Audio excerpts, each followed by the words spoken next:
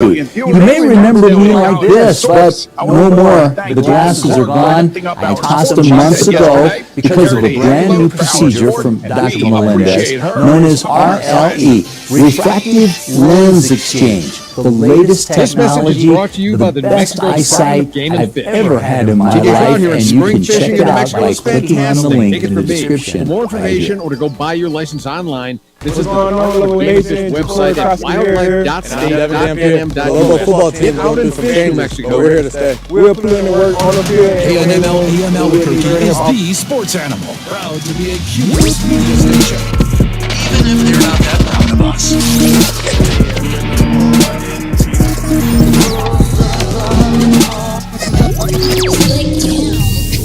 Now, it's 7 a.m. It's 7 a.m. Time for the opening drive. Voted the best sports show in New Mexico For 5 years running.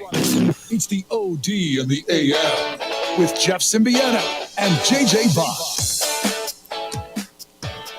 March Madness closes tonight. The ladies crowned a champion yesterday. Final week of the NBA regular season.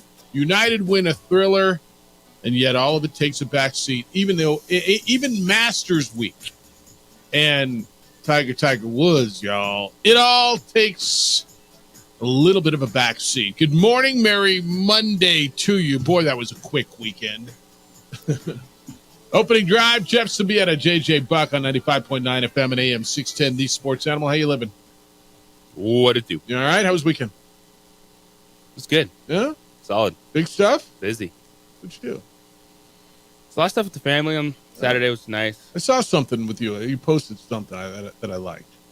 I did a Home Depot Kids Workshop in the morning. That's what fun. I saw. And then you took the child to the Gladiators. Went out, said what's up to the Gladiators. Yeah. A lot of basketball. The Home Depot thing's cool, huh? I used to take Addie to that a lot. It's great. They build stuff, and yeah, really kind of Awesome. cool. Yeah. I'm still finding every once in a while, hey, do you still want this home? Oh, she laughs, right? Because you did that, and I did senior prom, and I was like, oh, damn. Let's go. Yeah. That was like a slug in the face. And then she's like, I think she's really close on making her decision, too. Can't wait. Well, she got a recruiting call on Wednesday. I want the hat. And then the table with the hats. Yeah. It's a lot. All right, so much goes on, but the headline is really it's to me anyway. John Calipari, and I look at it as, first of all, the next one, and I know it's coming, but before you fire it off and yell that the New Mexico job, it's just a stepping stone. Every job is a stepping stone. And I know I told you that. I got a text on that when Richard Pitino was up for the Louisville job. Every job is a stepping stone. Not only did Roy Williams use Kansas to get to go from Kansas to North Carolina, John Calipari went from, is there a bluer blood than Kentucky?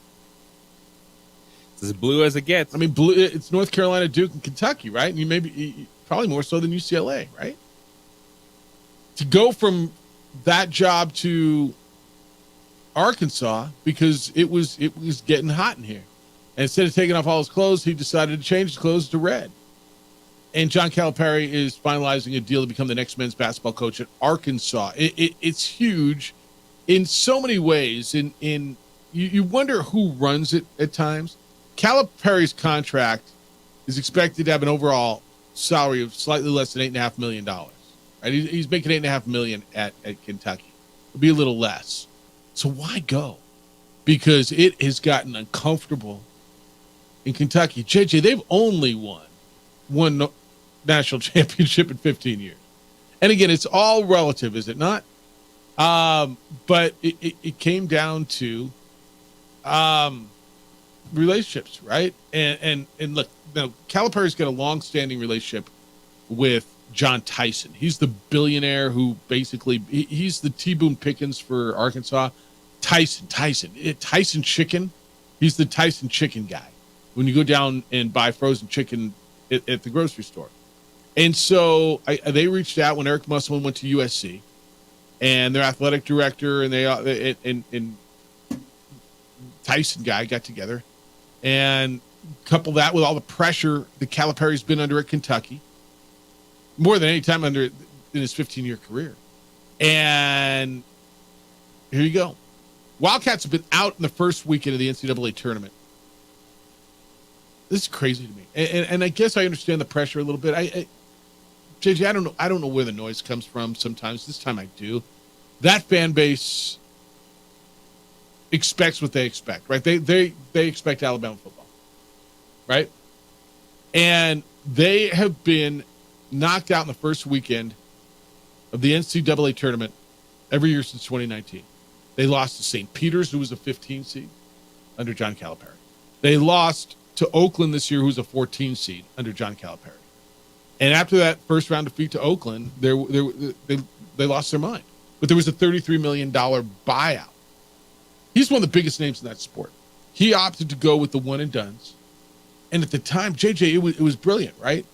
That was the way college basketball was going. Get the one and dones and just deal with it, and that's how it is. That was before transfer portal, before coaches were telling me you got to get old and stay old. It was find the one and dones because everybody was jumping. Well, now the guys who aren't going to be first-round picks make more money playing college basketball than they do going to the G League or overseas or even being a second-round pick sometimes. And so that's how fast this thing has evolved. And he got, I don't want to say run out, but he basically got run out and saved by the Tyson chicken guy and making a bunch of money. And he's going to go to Arkansas, and I think he's going to be just fine.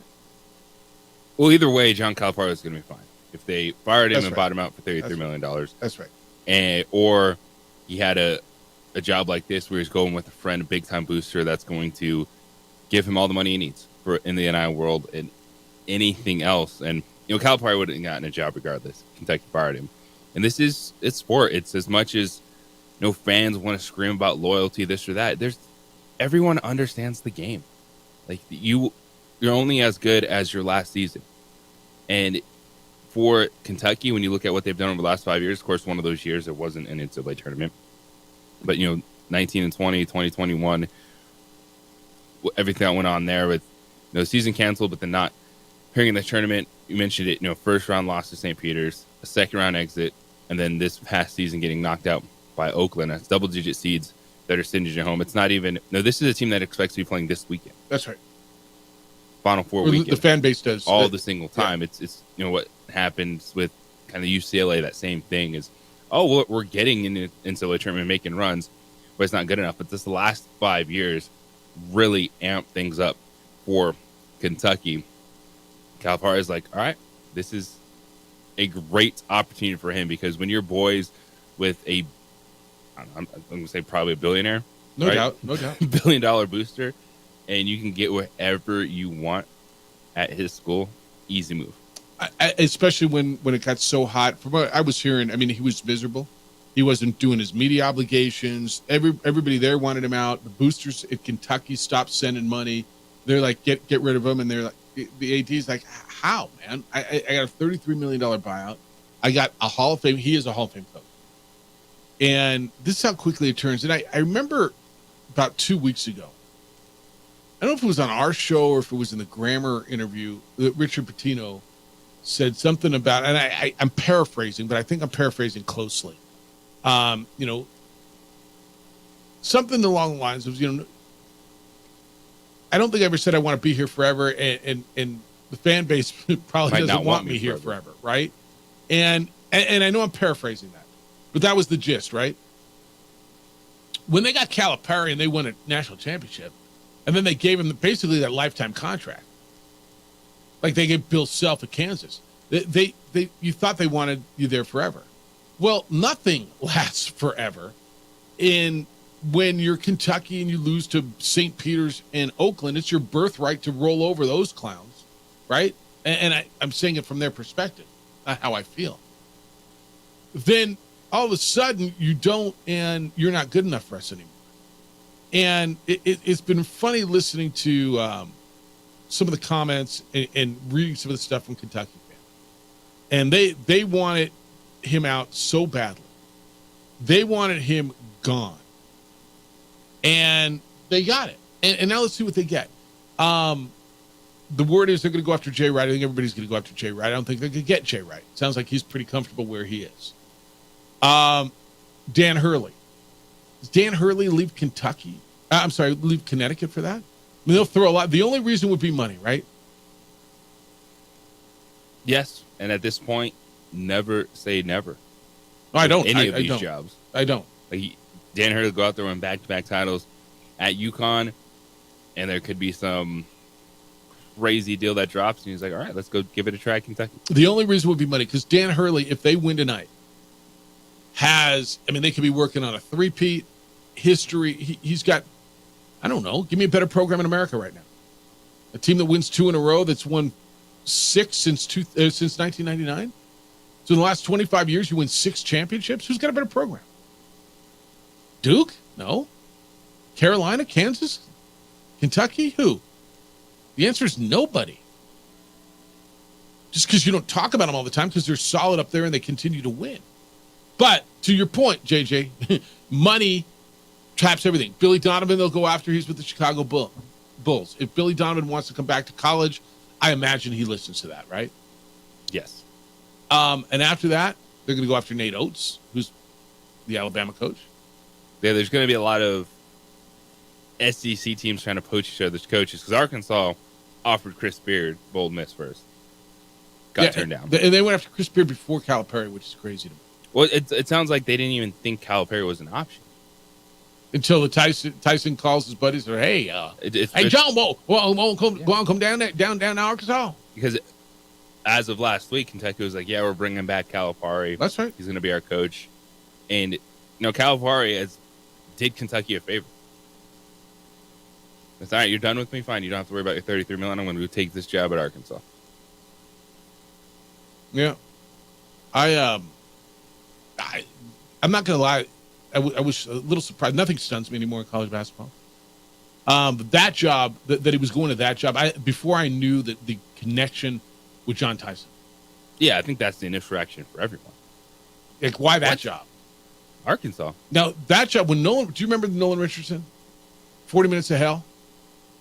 And they were in the five. I think they won in 94, and they lost to UCLA in 95, if I'm not mistaken. I mean, we're going back a minute now. But that was a good job for me. Cindy Moncrief was there. I mean, they had really good teams down in Arkansas. And then they've been middling for a while. And look, Muss did a nice job there. Didn't surprise me at all that Muss took the SC job. Did it surprise you?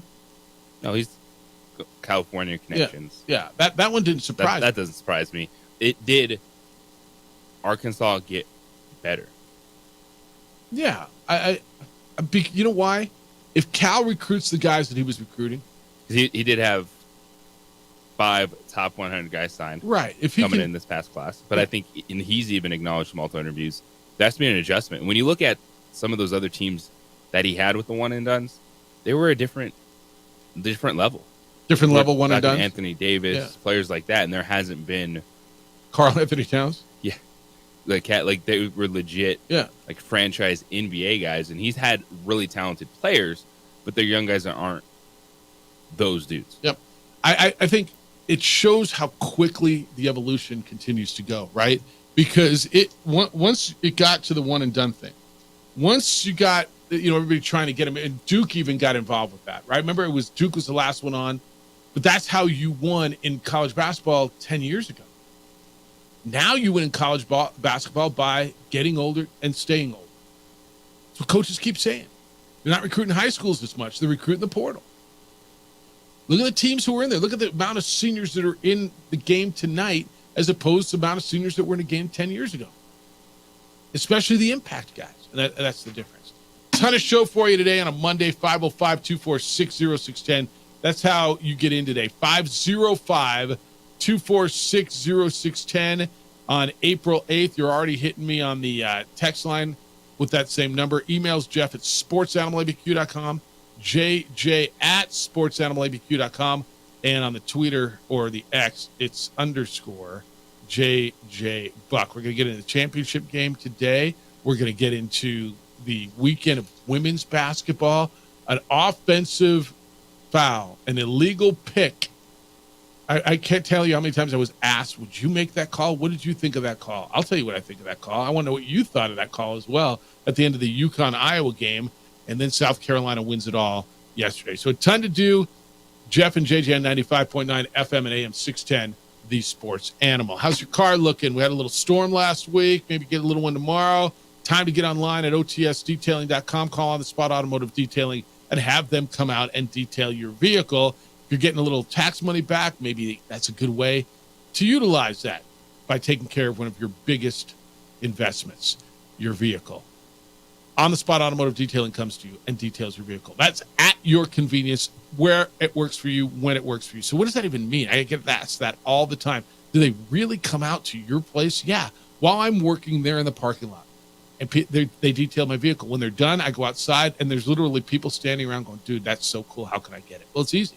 OTSDetailing.com. They're awarded Best of the City because they make your car looking and feeling and smelling like it's brand new. They got window tinting services that'll help you prep for the summer heat. Make the move today. Visit OTSDetailing.com. Schedule right there on OTSDetailing.com. When you have sports mixed with your pop culture, along with We would like to thank the following sponsors for making this broadcast possible. What's going on, Lobo Nation? Ja'Cory Krosky-Miller here. And I'm Devin Dampier. The Lobo football team's going through some changes, but we're here to stay. We'll put in the work on the field and in the weight room, but we'll need your help off the field. 505 Sports Venture is leading the charge in the NIL space. And you can be part of it. Shorty, she better than all my intentions. Locked in, shorty, you got my attention. CEO, baby, I get you the business. Touchdown and pay you a visit. International Protective Services is a proud supporter of ProView Sports and New Mexico Youth Athletics. IPS provides residential and commercial security services in the Albuquerque metro area. For more info, please call 505-897-2420 or visit internationalprotectiveservice.com. Albuquerque's leader in sports is ProView. From pros to prep, all your favorite action.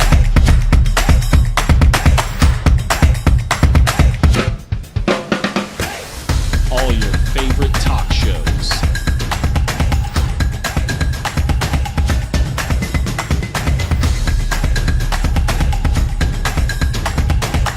Find it on ProView Networks.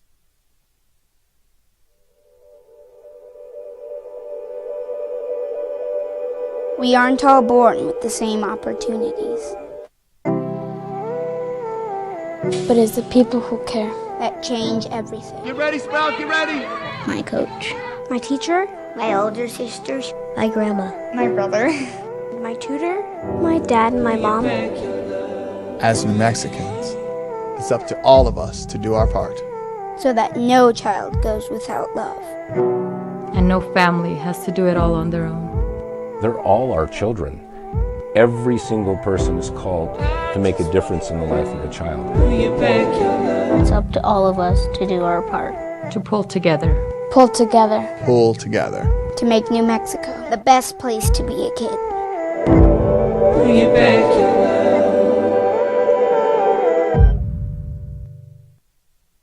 We would like to thank the following sponsors for making this broadcast possible.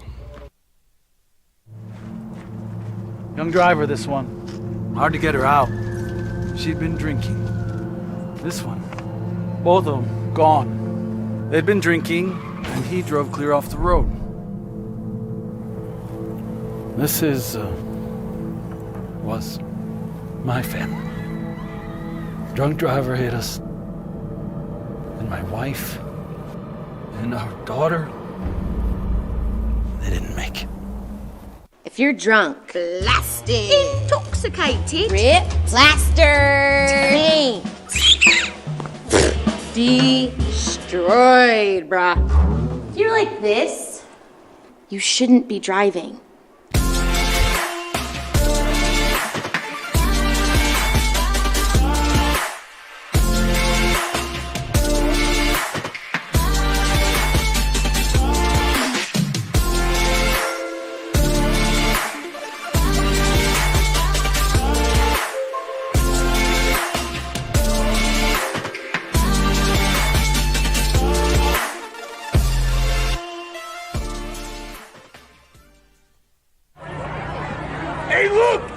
Troy Goodman! Boom! This place is hot. Let's see if anyone needs my help. What he wanted to see. I wonder, is that what everybody wanted to see? I mean, I think that's a game that we were looking at and saying, you know what? That's probably the two best teams.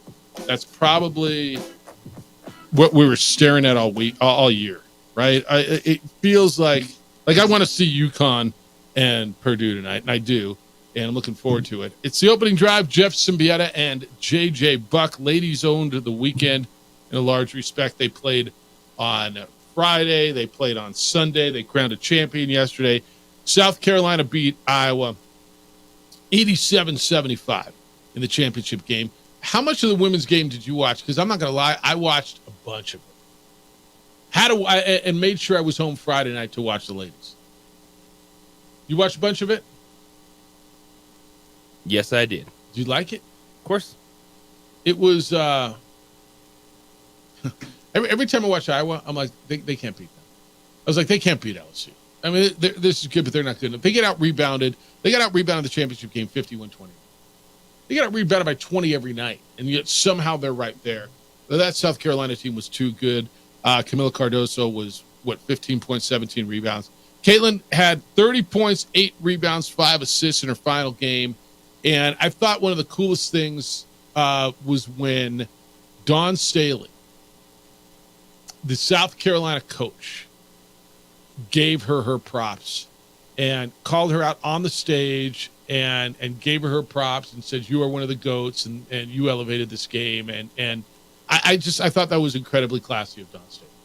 No doubt, because Dawn Staley understands the moment. Dawn Staley is a trailblazer of women's college basketball. When you look at what she has done in the game as a player and coach, everyone understands how impactful this March Madness was for the women's game, and Caitlin Clark, what she's done the last 2 years to bring extra eyes to it, and the fact that she backed it up. And this was a team that all year long you're watching, and Caitlin Clark is setting records, and you're like, well, I heard they lost some players. I don't think they're as good as last year.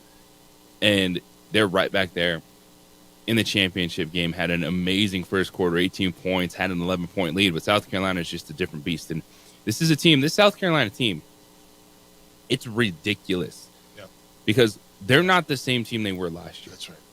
They had 5 players that got drafted and went to the WNBA draft. They're starting lineup. But then they went into the portal and they found an unbelievable freshman, and they're because they're it right now.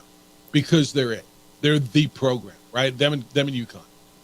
And like UConn was down 5 players and still got to the Final Four. But when you get to that level and you can say, hey, we're going to be playing. It's like Bella Hines. That's why we're so stoked for her, because she's got a great opportunity to go play in the Final Four. They're one of those it programs right now. I think it's LSU, South Carolina, and UConn, don't you? Yes. And so you can get the best of the best and say we're going to go play in those programs, Arkansas.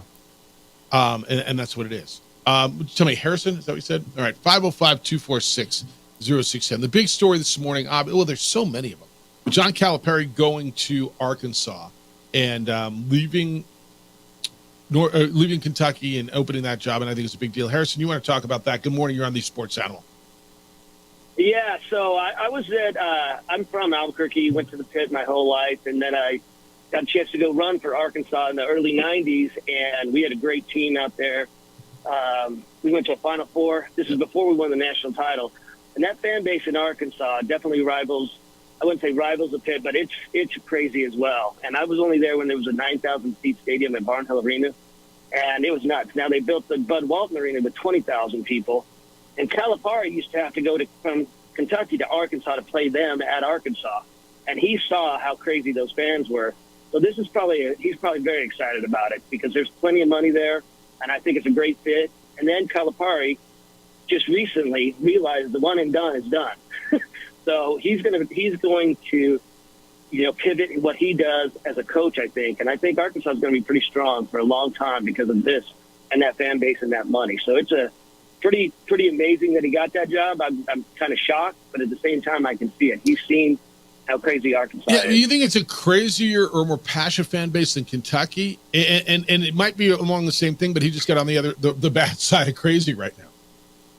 Well, I think that it's different. Like Arkansas wants to be great and has and has won a national title. They want to be great.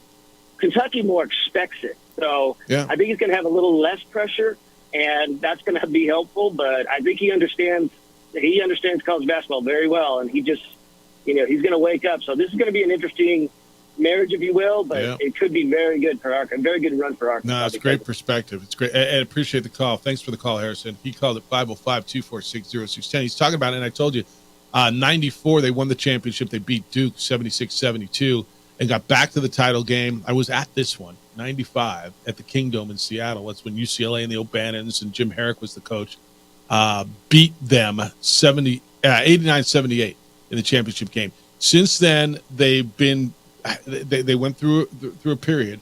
They got back to the Elite Eight 2 years in a row in 2021 and 2022. Lost to eventual champion Baylor in 2021, lost to Duke in the Elite Eight in 2022. Then went to the Sweet 16 this year and lost to UConn.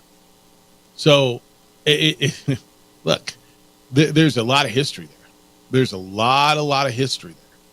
And I don't doubt him on the fan base and the passion and what they want to do, and they want to be good. And there's the money there. And if you're talking, look, if you got SEC money and you got a booster like that, right? If you got the SEC football money and everything that's coming in, and you got a booster like that who wants to do it, and he's buddies with John Calipari, then you go ahead and you take that swing, and their swing connected. 505-246-0610, 888-922-0610. And when we come back, would you have made that call? Did you think it was a foul, the end of the UConn and Iowa game on Friday? An offensive and illegal pick that was called. Would you have made it? Did you think it was a foul? It's the opening drive on 95.9 FM and AM 610, the Sports Animal. Do you know your number? No. How about I drive you madman home, huh? I got this, Dwight. I'm the designated driver. Boom. Sweet. We would like to thank the following sponsors for making this broadcast possible. Teenagers love a party, especially during prom and graduation season. Often, alcohol is involved. Some parents think that hosting a party with alcohol in their home will keep the kids safe, but it's wrong and it's illegal. As a parent, to allow your teenagers' underage friends to consume alcohol on your property is a felony. Parents who host lose the most. Don't be a party to teenage drinking. This is a program of the Drug Free Action Alliance. For more information, go to burnco.gov/do-not-host.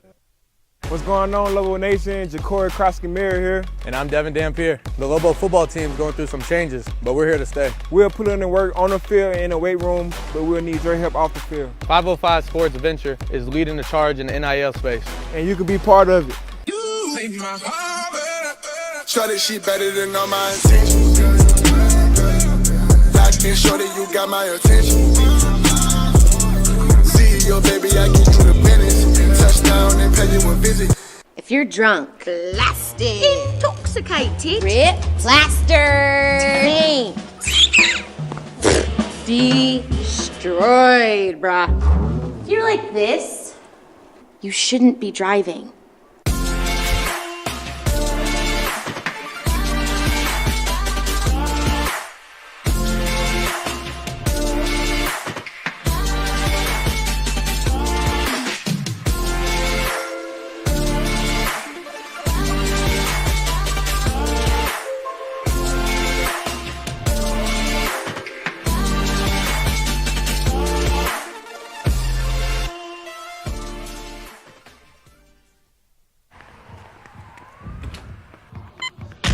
These are more than just the sounds of a safe place to go after school.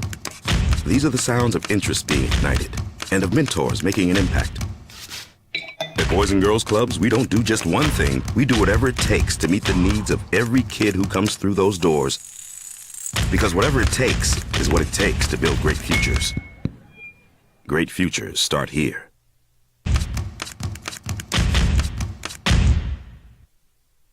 We would like to thank the following sponsors for making this broadcast possible.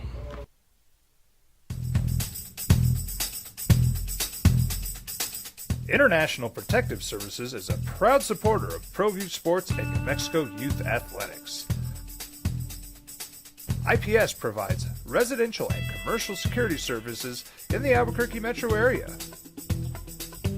For more info, please call 505-897-2420 or visit internationalprotectiveservice.com. Hi, I'm Steve Stucker here for Dr. Robert Melendez and the Juliet Eye Institute. You may remember me like this, but no more. The glasses are gone. I tossed them months ago because of a brand new procedure from Dr. Melendez known as RLE, Refractive Lens Exchange. The latest technology, the best eyesight I've ever had in my life, and you can check it out by clicking on the link in the description right here.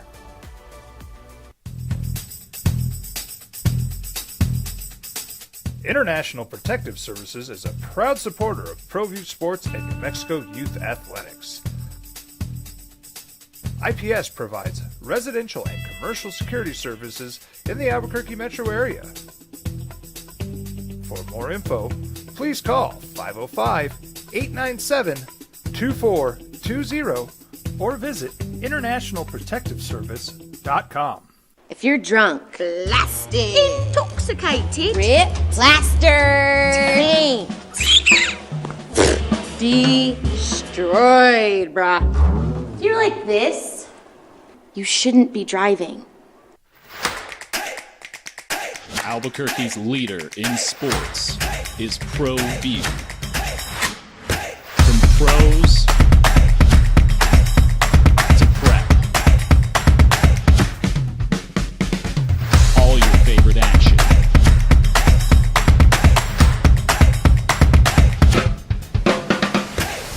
All your favorite talk shows. The Sports Animal. All right, here's how you know when your sports it's made it. This is how if you didn't think women's basketball had made it into the mainstream before this, I think this is how you know it's there, JJ. They have risen to that level of whatever, to the top of the consciousness because a player had to delete her social media because of hate comments after a game. That and bad take after bad take. It's the opening drive, Jeff Symbieta, JJ Buck. Ladies semifinal on Friday. The final was yesterday. South Carolina won. They were the best team all year. They were dominant all year. They are the champions. There's no controversy there, right? None. They were it. Friday semifinal, Iowa and UConn, most watched game ever, unless yesterday's beat it when the numbers come out. Over 14 million people watched. So the game came down to a late possession with 3.9 seconds to go, down by a point. UConn had the ball. They got it to Paige Beckers, and Aaliyah Edwards, their forward, was called for setting an illegal screen on Iowa's Gabby Marshall. Gabby Marshall had been chasing around Paige Beckers all day. JJ, there's a number of questions here. Was it a foul, and do you call it in that moment? I don't know that I think it was a foul. Everybody tells me, well, not everybody. It depends on which side you're on. Absolutely. It was hard. It was a hard screen. It's bang, bang. Was she there? Did she throw her shoulder? It's a tough way for me to see the game end. And if I've watched that all game, it's hard for me to watch that called right there. Would Paige Beckers have made the shot? I don't know, man. Nobody will never, ever, ever know. But I didn't love the call in the moment. I don't love the call now. It was nice to see Iowa win and go on and continue the story. But I didn't like it then. I'm not convinced. I think it was a foul. As you look at it a million times in frame by frame, what did you think? Base was way too wide. Leg you was can't set a out. Wide base. Okay. That was just a leg. It was more of a tripping action than a screen action. But she hit her with the shoulder, right? Leg and shoulder. Okay. And one thing is they call that a lot in the women's game. Legal screen gets called a lot. Yeah, but that screen was set how many times in that game? And this is where then call it, right? And then call it and set the tone early, as opposed to letting it go all day and then hitting it at that moment. That's where I am, man. I want to see him play. It's got to be pretty egregious for me. I see what you're saying. Okay, so you're okay with the call? I'm okay with the call. Okay. It's a tight call, and anything at that point in the game, very few things are going to feel obvious when the game's on the line, with the potential to put a shot up to keep the game going for UConn. And yeah, I'm sure someone crazy enough has already put it out there, and you can go back and look at every single screen, but there's a base in terms of, I'm talking about your legs, a base that referees will give you. And if you look at that call, it was super wide, not just a little outside of shoulder length, like that leg was out. Okay. And I think that's what got it more than anything, because there's going to be contact on screens. All right. Well, yeah. Oh, there's always contact on screens. Yeah. And that was a hard screen. All right. I'm listening to you. This is when you know that A, you've arrived, and B, it goes over the top. Gabby Marshall is the young lady who was chasing Paige Beckers and was the one who was the recipient of the screen. And evidently, she got flooded with hate comments on her social media to the point where she had to delete it. Quote from Gabby Marshall, this was yesterday: "I've deleted social media. People overlook the fact that I played my butt off the whole game trying to guard Paige Beckers. I was trying to get over screens the whole game, and I feel like that one play just consumed everything. That's all everyone's talking about. They're not talking about the fact that was a great game between two great teams. I've gotten a lot of hate comments. I don't know. I'm not the one that made the call, so I'm not sure why they're mad at me personally." That was part of her quote. And look, I'll tell you why. Because fans lose their mind, because everybody's got thumbs and phones and they're able to do it, and because you had LeBron James out there saying, and Diana Taurasi saying it was terrible, and Diana Taurasi said it ruined the game. She went to UConn. Yes, it didn't ruin the game. I mean, it was a big call at a big time, and it cost them an opportunity to win that game at the end.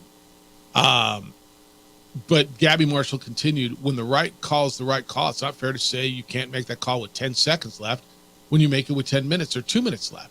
It's the right call. It's the right call. It's out of my control to make calls. But personally, I thought it was an illegal screen, and it's not like it was the first one. That was more of her quote. Dude. So I thought there might have been a lot of villains there. I didn't even think that Gabby Marshall was going to be the villain here.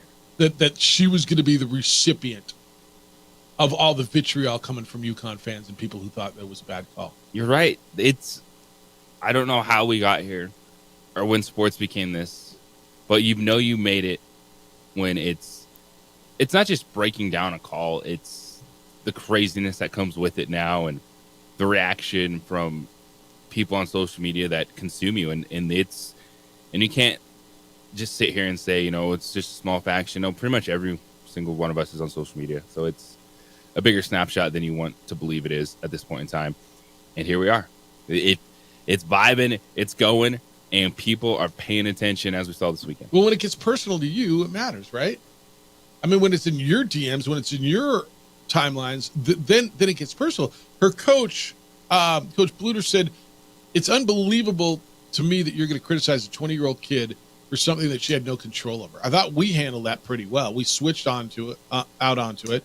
I thought we were there to contest. I can't believe people would be so immature as to attack a 22-year-old doing her job and doing really, really well. End quote. You can't believe it. What, do you live in Iowa or something? What do you mean you can't believe it? Welcome to Iowa. Have you never seen social media? I can't believe people would be so immature as to attack a 22-year-old for come on. I want your thoughts. I really, really am curious where you are. A, did you think it was a foul? And B, was it enough of a foul that you call it there? Steve's on the text line, 505-246-0610. Fellas, that was a foul, or at least a moving screen. Well, moving screen is a foul. All right, Steve. No, I get it. I think it was right on the precipice. It was bang, bang, man. Was she set or not? And so you don't totally disagree that she was set. You just think it was too wide and her leg was out. Yeah, that's an element to setting a screen, not Okay. just being set, but you can't just Shove your hip out, shove your shoulder out, have shove your knee legs out like in almost a tripping scenario. Yeah, I'm going down that with way. that. I'm down with that, actually. Okay. All right. It was I mean, that was talked about more in the game. And by the way, that was a great game. Yes, how about what Gino did with that club? Is that Gino Auriemma's best? And you've watched it closer than I have. I watch it at the end. I'll see them in the Final Four every year. But he was down to 7 players. He lost 5 players to injuries. Paige Beckers came back from her injury, and they got to the Final Four, and they got 1 possession away from getting to the championship game again. That might be a Hall of Fame coach's best coaching job ever, huh? It is one of his best.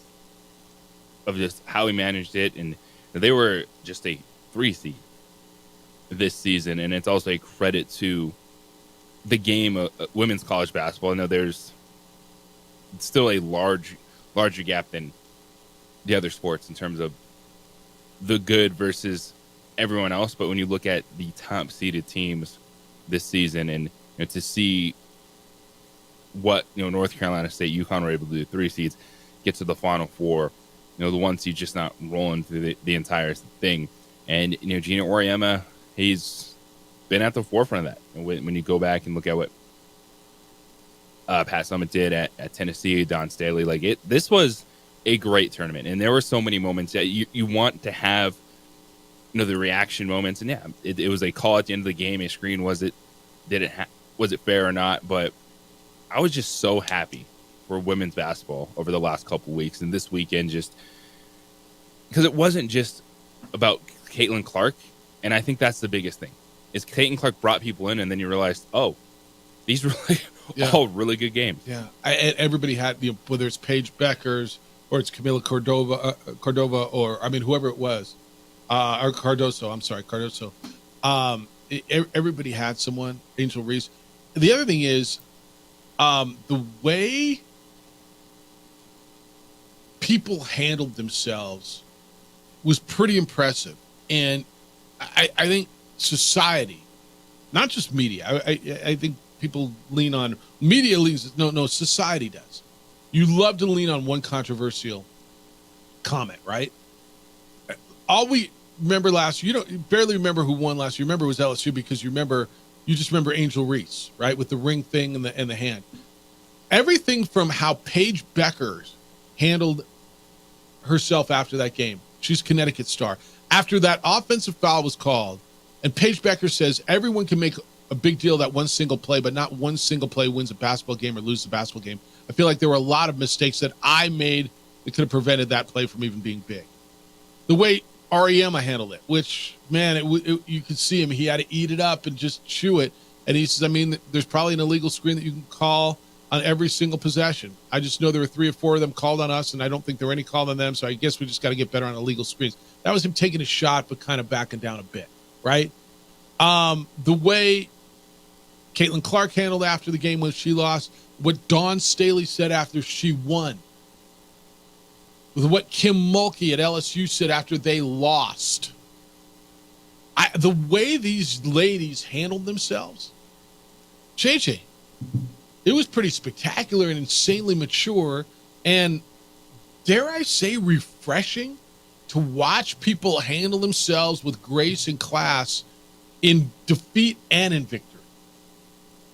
Yes, it's the hardest thing to do, is face the music when you lose, or you didn't quite have the game you expected and you're that star player to still go out there and handle it. It is the hardest thing to do. I was impressed by the whole thing, man. I can't believe, I got off the golf course Sunday and we're like, whoa, the game starts at 1. All of us were like, we want to go watch the women's game. Went back, my mom was there, and the women's championship. When? Look. She wanted to watch. Everybody wanted to watch the damn women's game. I'm going to push back a little when everybody tells me the women's game. It's obvious. I hear on national radio all the time. It's obvious the women's game is more popular than the men. I'm not certain I think that's all that right. And it doesn't need to be right. But it's pretty damn impressive. And when you looked at the numbers in that it beat every NBA final game, the Friday night semifinal in women's basketball, beat every World Series game, every NBA finals game, every Daytona 500. The numbers for that, it doesn't have to be more popular than them. It's arrived. It's popular on a level that is relevant, that is talked about, that is unprecedented for women's sports. and it's been a hell of a tournament for women's sports. And you know what? Maybe they outdraw the men's game tonight. Do you think they will? I think this one. You think it will? Is gonna be close because Zach Edey versus UConn going for back-to-back, and you have a tournament that is giving us the two best teams in college basketball at the end that they've made it through. I don't know if we're going to get 14 million, but this is going to be huge tonight. Yeah, I think so too. We're going to talk about that, break it down, what the spread is, and who do you like? You like Klingon? You got Edey? You got the rest of them? You got a backcourt? You got who do you like? Tristan Newton? Who do you like? And who's going to win the game? It's Purdue and it's UConn next on the opening drive on 95.9 FM and AM 610. The Sports Animal, your home for March Madness from the first four all the way to tonight's final. This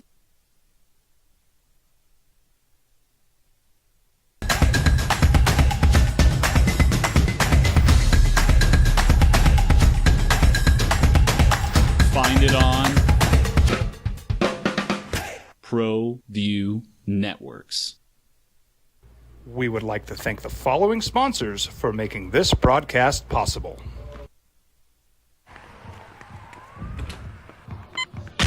These are more than just the sounds of a safe place to go after school. These are the sounds of interest being ignited and of mentors making an impact. At Boys and Girls Clubs, we don't do just one thing. We do whatever it takes to meet the needs of every kid who comes through those doors. Because whatever it takes is what it takes to build great futures. Great futures start here.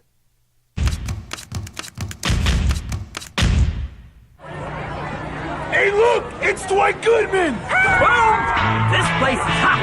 Let's see if anyone needs my help. How about I drive you madman home, huh? I got this, Dwight. I'm the designated driver. Boom. Sweet? Does anyone need Dwight's help getting home tonight? No thanks, Romeo. I've got a taxi all lined up. Drive safe, Dwight. Boom! Boom! What's going on, Lobo Nation? Ja'Cory Krosky-Miller here. And I'm Devin Dampier. The Lobo football team's going through some changes, but we're here to stay. We'll put in the work on the field and in the weight room, but we'll need your help off the field. 505 Sports Venture is leading the charge in the NIL space. And you can be part of it. Shorty, she better than all my intentions. Locked in, shorty, you got my attention. See your baby, I get you the business. Touchdown and pay you a visit. Well, I'm going to the frontier, walking to the cashier, order up a root beer and a number one. Cover it with green stuff, one scoop is not enough. Find a booth is real tough, back by the Duke. Meet my family, meet my friends in the quirkiest restaurant I have ever been. All of Albuquerque's favorite spot, it's the Frontier Restaurant. The Frontier Restaurant is a proud supporter of ProView Networks. Don't sacrifice quality and flavor when you're in a hurry. Golden Pride offers ribs, fried chicken, red and green chili breakfast burritos, and Frontier sweet rolls. 4 great locations, or visit us online at goldenprideabq.com. Golden Pride Barbecue Chicken and Ribs are proud supporters of ProView Sports.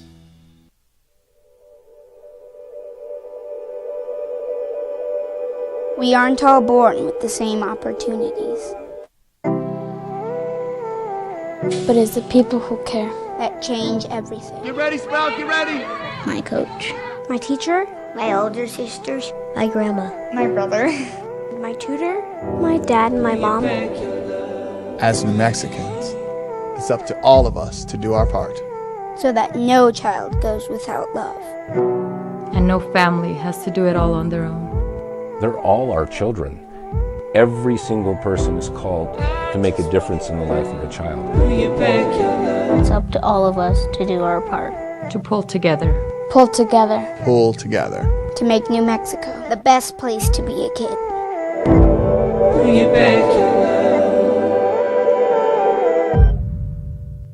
Teenagers love a party, especially during prom and graduation season. Often, alcohol is involved. Some parents think that hosting a party with alcohol in their home will keep the kids safe, but it's wrong and it's illegal. As a parent, to allow your teenagers' underage friends to consume alcohol on your property is a felony. Parents who host lose the most. Don't be a party to teenage drinking. This is a program of the Drug Free Action Alliance. For more information, go to burnco.gov/do-not-host. What's going on, Lobo Nation? Ja'Cory Krosky-Miller here. And I'm Devin Dampier. The Lobo football team's going through some changes, but we're here to stay. We'll put in the work on the field and in the weight room, but we'll need your help off the field. 505 Sports Venture is leading the charge in the NIL space. And you can be part of it. Shorty, she better than all my intentions. Locked in, shorty, you got my attention.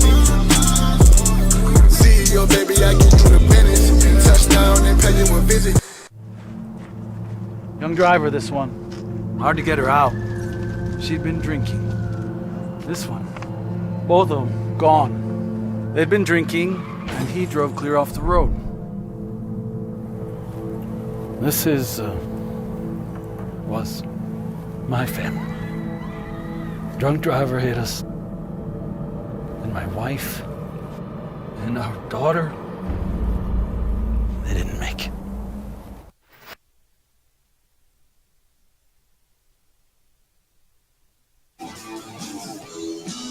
All right, you got tonight.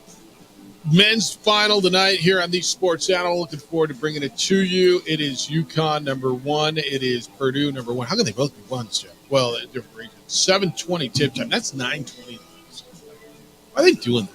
Just out of curiosity. That hurts your TV number right there, doesn't it? Yes, it does. Any idea why they're running? I mean, I understand that makes it, it's early on the. It's still 6:20 on the West Coast. Anyway, that's what you got tonight. Purdue's looking for its first national championship in program history. It's a big, big deal. Connecticut looking to become the first back-to-back champions since Florida did it. That was the Joakim Noah team, right? Billy Donovan, Joakim Noah. Yes, it was. 06, 07. UConn has been a machine. UConn has been beat. They won every game by double digits. They spread out that game the other day in double digits. They've got, I say depth, but nobody goes super deep. I love their backcourt. I want to start up front. Donovan Clingan against Zach Edey. Clingan 7'2", Edey 7'4". This will be the biggest defender that Edey's played in the tournament, right? Yes, it will be. Who do you like? I still like Zach Edey in that match. I do too. I think Zach is special inside, and his patience on the block.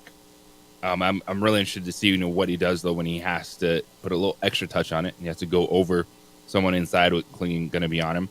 And UConn, as much as you like Clingan one-on-one, you got to throw different looks at Zach Edey. And Edey had 5 turnovers against North Carolina State, so you got to put a little bit of pressure on him. You just can't let him back down, dribble, get that shot up, and I expect the Huskies to go at him. But you can't deny what Edey has done, the stretch of basketball that he's played in the NCAA tournament throughout the entire season. It's phenomenal. I think he's been great. He's going to have to work. This is a big scout day, isn't it, for him? I think scouts want to see what Edey's going to do against someone who actually is his size, right? I mean, don't you think? Because I look at the draft, and as much as people tell me, and you tell me, and I don't think you're wrong, that, although I question it a little bit, that Zach Edey is not a great prospect and all these things, but yet I look at the draft and I still see him, because it's not a deep draft. I see all these Europeans that I just have no idea about. Some will hit, some won't. But don't you think this is a big day for him? If he plays really well against a good defensive 7-footer, that he moves up a little bit? It shouldn't change your perspective that much on Zach Edey, because you should know by now of what he is. The challenge for Zach Edey is the NBA is not gonna have an impact on the offensive end, and because the NBA is not a game where you just dump it into the post and you can dribble and back it down and back it down. I think Zach Edey has a role. I think it's more 20 minutes per game. This is not a dude that you're drafting and saying, hey, this is going to be a big piece to our puzzle. It's going to be a small auxiliary piece. And it's just the reality of it, because you look at what he's going to have to do at the NBA level. It's survive pick and roll. He does not have the athleticism of, say, Rudy Gobert to be able to move like that. Yeah, defensively, he can block some shots. He can rebound. It's just a different style of play. I think he will be an NBA player. I think he'll be an NBA rotation player, and that's fine. But it's just, the reality of the athletes they'll be facing at that level are much different. But to your point, this would be a very solid test for him. All right, backcourt's big. I love me some Tristan Newton. I just do. Where do you think the advantage is in the backcourt?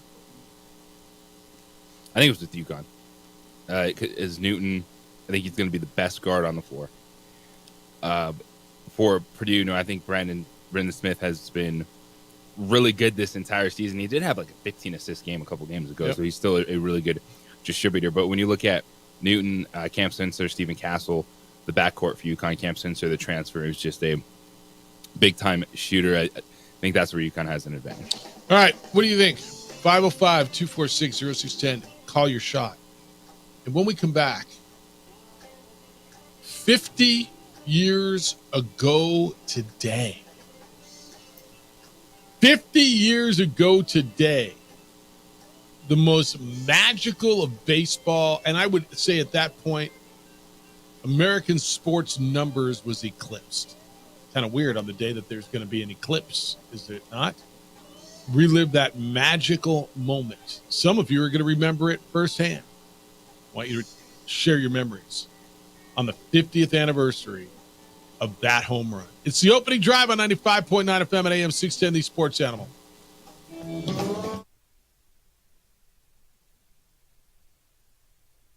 We would like to thank the following sponsors for making this broadcast possible.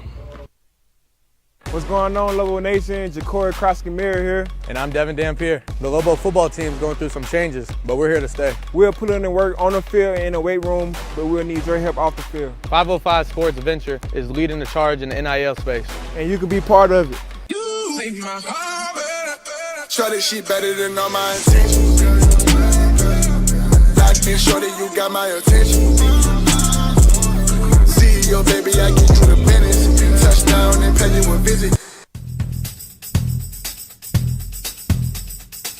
International Protective Services is a proud supporter of ProView Sports and New Mexico Youth Athletics. IPS provides residential and commercial security services in the Albuquerque metro area. For more info, please call 505-897-2420 or visit internationalprotectiveservice.com. ProView Networks would like to thank the following sponsors for making this broadcast possible. Hans Whitler Automotive, German car maintenance and repair in Albuquerque, New Mexico. Call 505-294-7684 or visit hanswhitlerauto.com. Hi, I'm Steve Stucker here for Dr. Robert Melendez and the Juliet Eye Institute.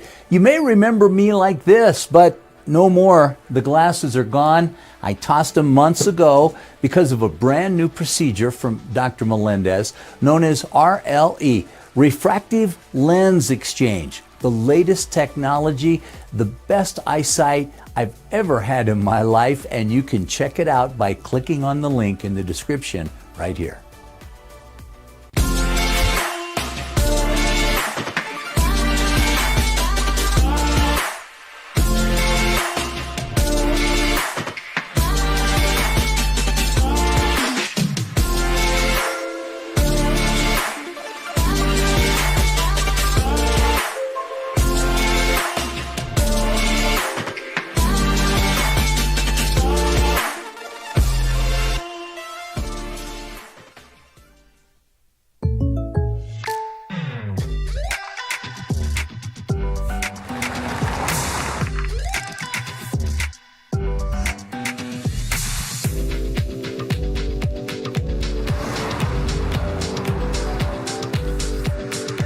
Surprisingly great rates? Contact your local State Farm agent today. If you want the real deal, call State Farm agent Marty Size in Albuquerque today. Like a good neighbor, State Farm is there.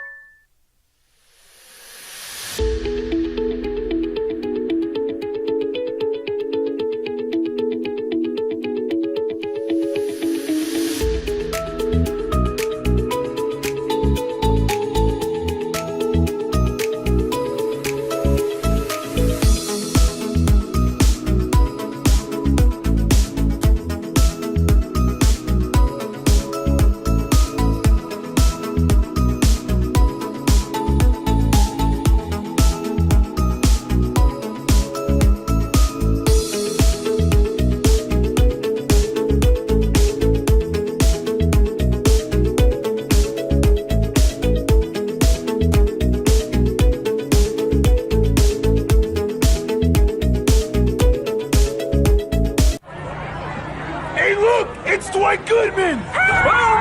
This place is hot. Let's see if anyone needs my help. How about I drive you madman home, huh?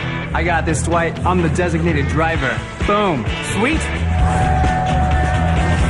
Does anyone need Dwight's help getting home tonight? No thanks, Romeo. I've got a taxi all lined up. Drive safe, Dwight. Boom! Boom!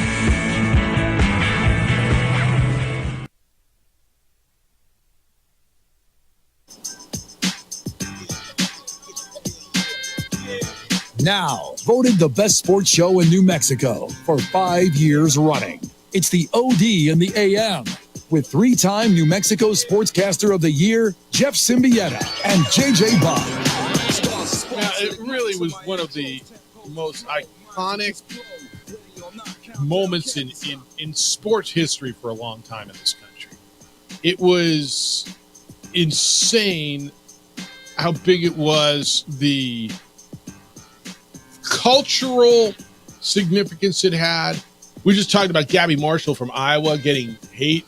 Thank goodness there was no social media around for Hank Aaron to receive the hate that he was getting everywhere when he broke Babe Ruth's home run record on this date 50 years ago. It was 50 years ago tonight. JJ, they hit it kind of hit on a Monday night, and that's when games weren't available all the time. It's the opening drive, Jeff Symbieta and JJ Buck. Happy Monday to you. They had Monday Night Baseball, just like they had Monday Night Football. They had Monday Night Baseball, and it happened to be Dodgers and Braves on a Monday night. And Dodger lefty Al Downing was up, and Babe Ruth's record had stood for all those years. And Hank Aaron hit number 714 or 715 and broke the record. And Dusty Baker and Ralph Garr and Tom House and some of Aaron's teammates are going to be there tonight. But there's that iconic moment. Do you remember? You've seen the video. Those two dudes who came on the field. Yeah. Can you imagine? Like, and Aaron said, at the time, like, what are these two? And like, there was a big racial tinge around this too. These two white guys that were out there that somehow got on the field and were running with him between second and third base. Like, it was a really uncomfortable moment. It's still uncomfortable to watch it now. But what it meant then, and it's kind of insane. I mean, everybody was there. Sammy Davis Jr. was there. Jimmy Carter was a future president at the time, which is crazy. He was there. Vince Scully and Craig Sager were there that night. Hank Aaron wrote in his book, he said, it seemed like the only people who weren't there were the president of the United States and the commissioner of baseball. And he said, and Nixon had a pretty good excuse because Congress was on his back to produce the Watergate tapes. So, but there was a feud between the Braves and Bowie Kuhn, who was the commissioner at the time. And it was the first week of the 1974 season, and Aaron tied Ruth's record when he hit his 714th on opening day. That was in Cincinnati. And Bowie Kuhn insisted that Aaron play in the final two games of that series against the Reds. And the owner of the Braves at the time, a guy named Bill Bartholomew, and their manager, Eddie Matthews, were determined to do it at home. So there was this feud.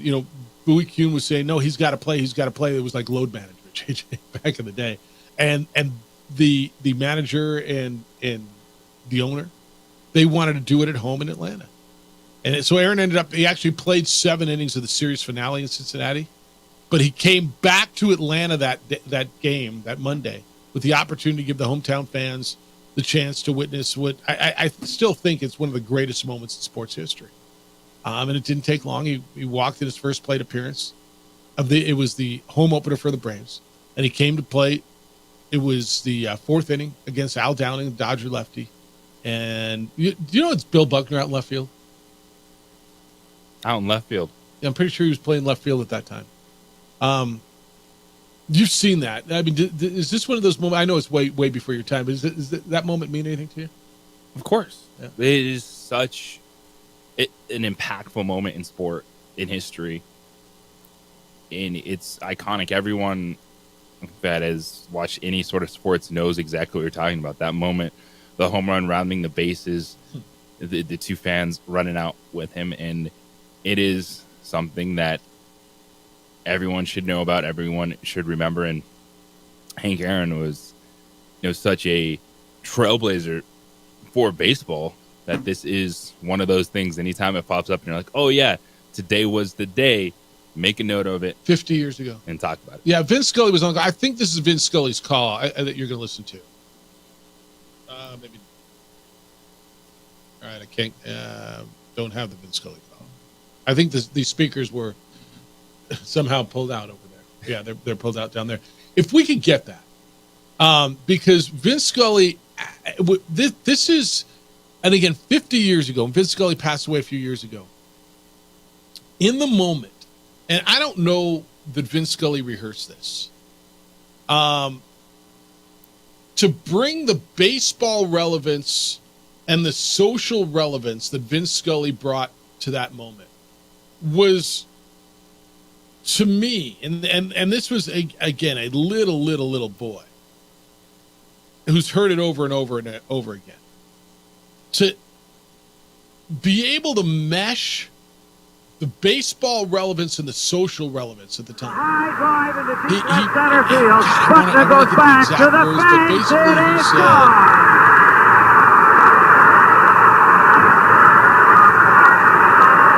South receiving a standing ovation for breaking in acknowledging the moment. Because in 1974, we're not in a great place now, but we're in a lot better place than we were in 1974. We have, for the people that are, believe it or not, what a marvelous moment for baseball. What a marvelous moment for Atlanta and the state of Georgia. Was rough, and especially in the South. And there was a big racial overtone, and there were a whole lot of people who did not want Hank Aaron to break Babe Ruth's record. You got that? Here's what it sounded like on this day 50 years ago. I don't think this is Scully.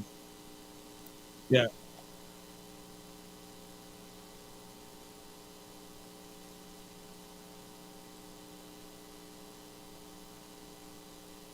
I think that's the Braves call.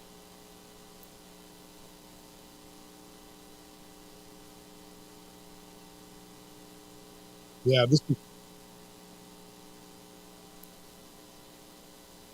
that's the Braves home radio baseball idol, and it is a great moment for all of us, and particularly for Henry Aaron, who was met at home plate. And there's some not only by every member of the Braves, but by his father and mother. Where does that rank as far as the great moments? Like if you're 50 something years old, 60 years old in that realm, you're gonna have a few moments, right? You're gonna tell me Miracle on Ice. You're gonna tell me an Ali fight. You're gonna tell me something, right? Those are your great moments. Is that register for you? Because we look back on it 50 years ago, and I mean, man, I was a little boy now. But I kind of still do. There's just those moments that it burns, right? And you hear it, and it's something. 505-246-0610 is how you get here. 505-246-0610. All right. Where do you want me to go? You got it? This is Scully. All right, this is what it sounded like. This is the Vince Scully call. And again, remember, Vince Scully was still, he was good, and he had done Dodger games, but he was doing national telecasts at this point. Yeah, that's it. It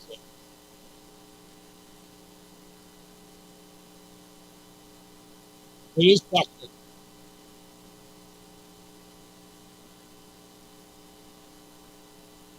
He's the best. Just letting the crowd breathe, right? Letting the moment breathe.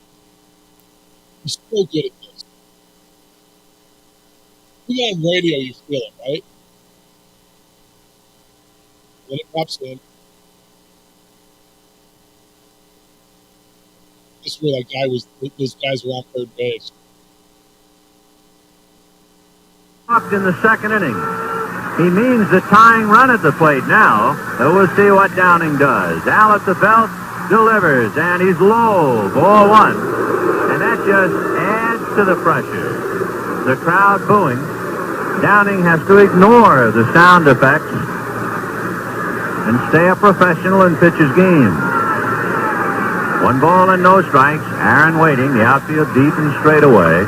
Fastball is a high drive into deep left center field. Buckner goes back to the fence. It is gone.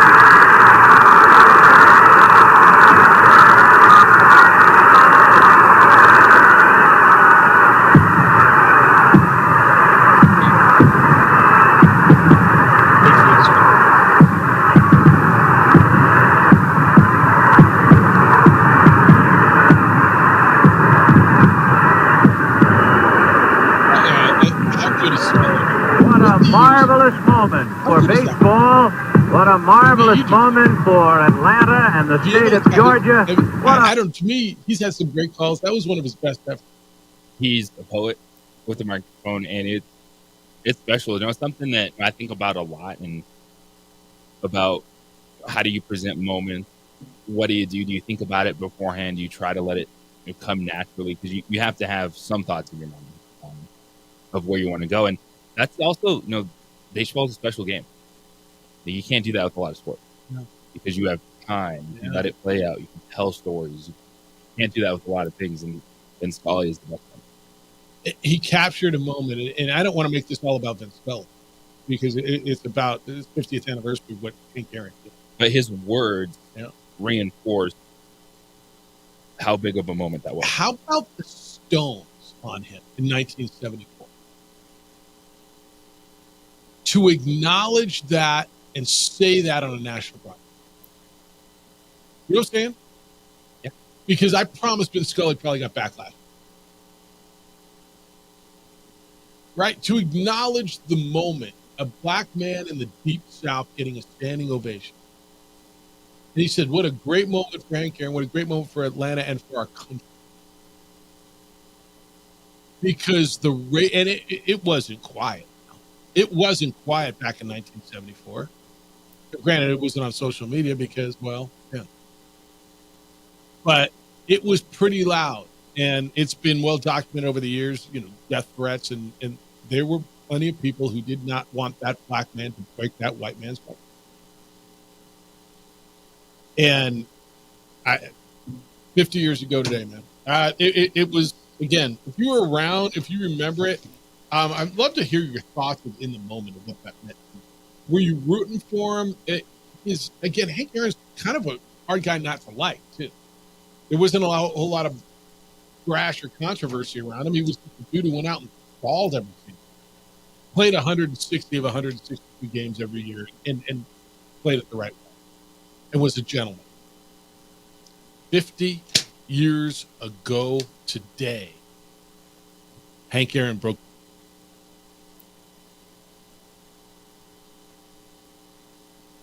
89220. When we get back, the NFL draft is coming quick.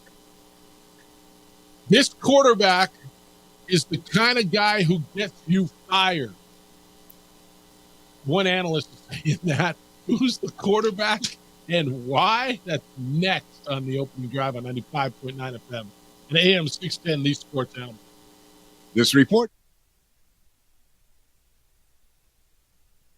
We would like to thank the following sponsors for making this broadcast possible.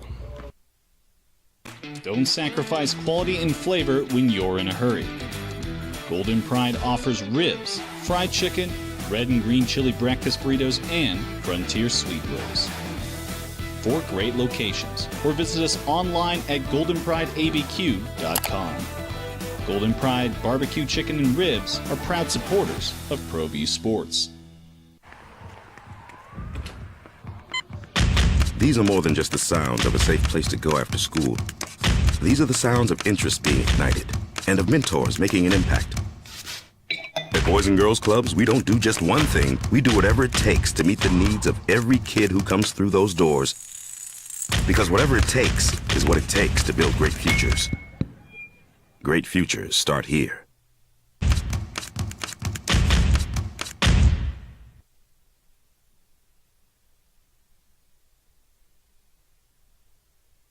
We would like to thank the following sponsors for making this broadcast possible. What's going on, Lobo Nation? Ja'Cory Krosky-Miller here. And I'm Devin Dampier. The Lobo football team's going through some changes, but we're here to stay. We'll put in the work on the field and in the weight room, but we'll need your help off the field. 505 Sports Venture is leading the charge in the NIL space. And you can be part of it. Try this shit better than all my intentions. Locked in shorty, you got my attention. CEO, baby, I get you the business. Touchdown and pay you a visit. Teenagers love a party, especially during prom and graduation season. Often, alcohol is involved. Some parents think that hosting a party with alcohol in their home will keep the kids safe, but it's wrong and it's illegal. As a parent, to allow your teenagers' underage friends to consume alcohol on your property is a felony. Parents who host lose the most. Don't be a party to teenage drinking. This is a program of the Drug Free Action Alliance. For more information, go to burnco.gov/do-not-host. Hi, my name is Daniel Chavez, and this is my business partner, David Chavez. We are the owners of Indeed Safety. Indeed Safety is a local safety consulting company helping our clients with their safety needs for their projects. One of the things we pride ourselves as a construction safety company is helping our men and women in construction get home safe every day to their families. Indeed Safety is a proud supporter of ProView Network.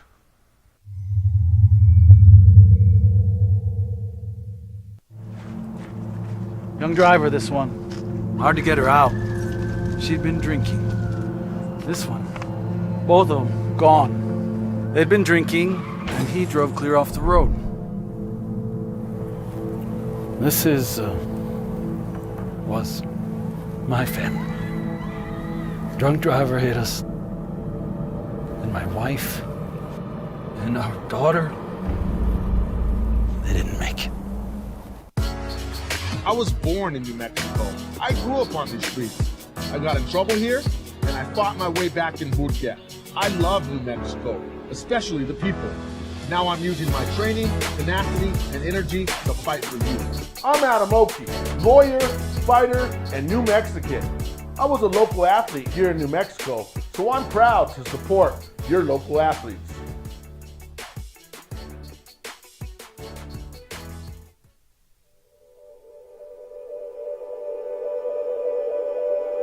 We aren't all born with the same opportunities.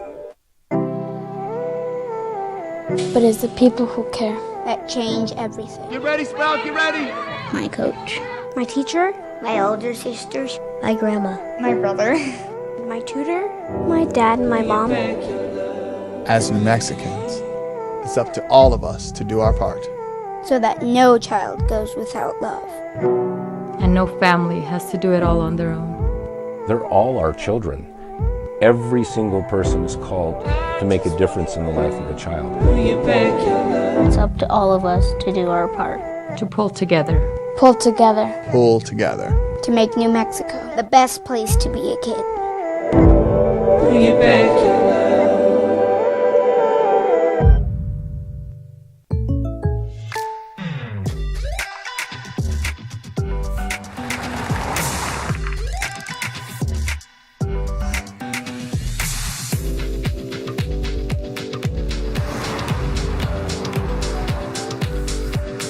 Your surprisingly great rates? Contact your local State Farm agent today.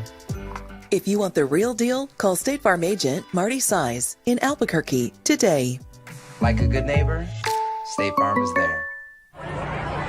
Hey, look! It's Dwight Goodman! This place is hot.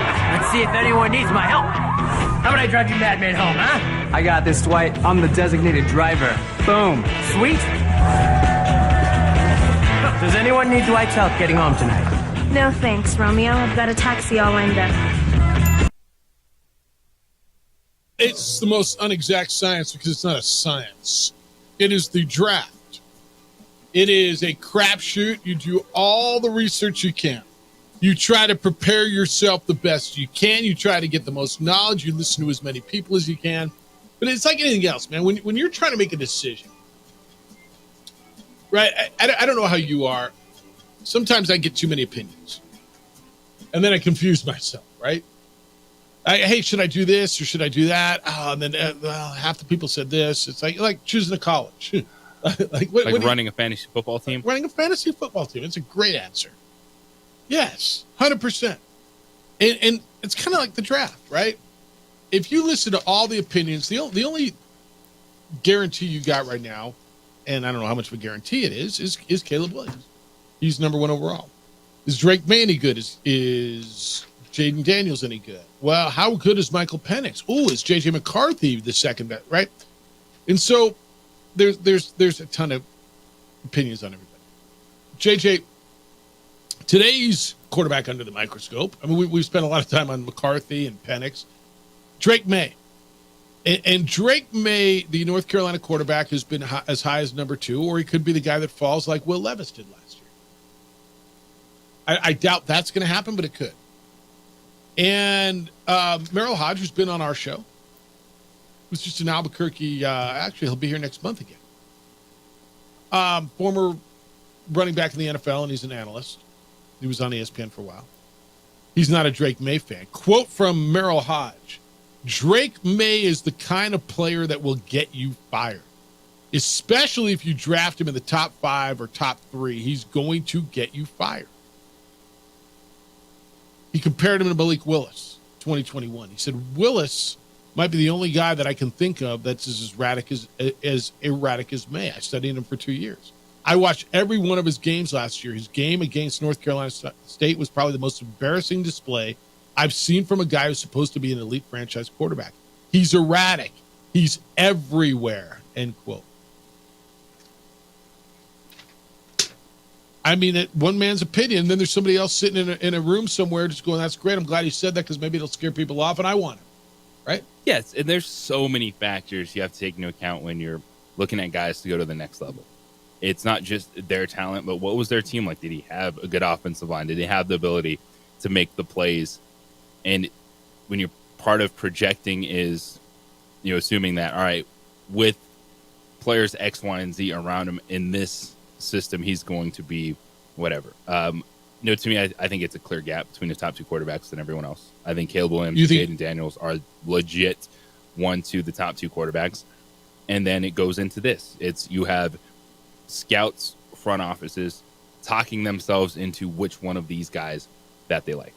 And for me, I think Drake May is right there in the mix with JJ McCarthy, Bo Nix, Michael Penix. It's almost like you're playing Yahtzee. Just shake it up and see what the dice tell you. Or he's going to be really good. There's that. Or he's going to be really good. Yeah, one of these guys that any one of us just looking at, playing off-season GM, someone's going to be really good. And then one of the guys that we all really like isn't going to be that dude. But we all know at this point in time, all of us understand how much goes into a quarterback being good. It's that person's individual talent, work ethic versus the organization versus with the coaching staff, with the talent around him, everything. Where was Jalen Hurts drafted? Hurts was a second-round pick. Right? And they went to the Super Bowl, and now everybody loves him. I look at it, and I mean, I can give you a list of dudes who were not drafted in the top 10 that are really good. I can give you a list of dudes who were drafted in the top 5 or 10 who were not really good. I mean, Lamar Jackson was the last pick of the first round, wasn't he?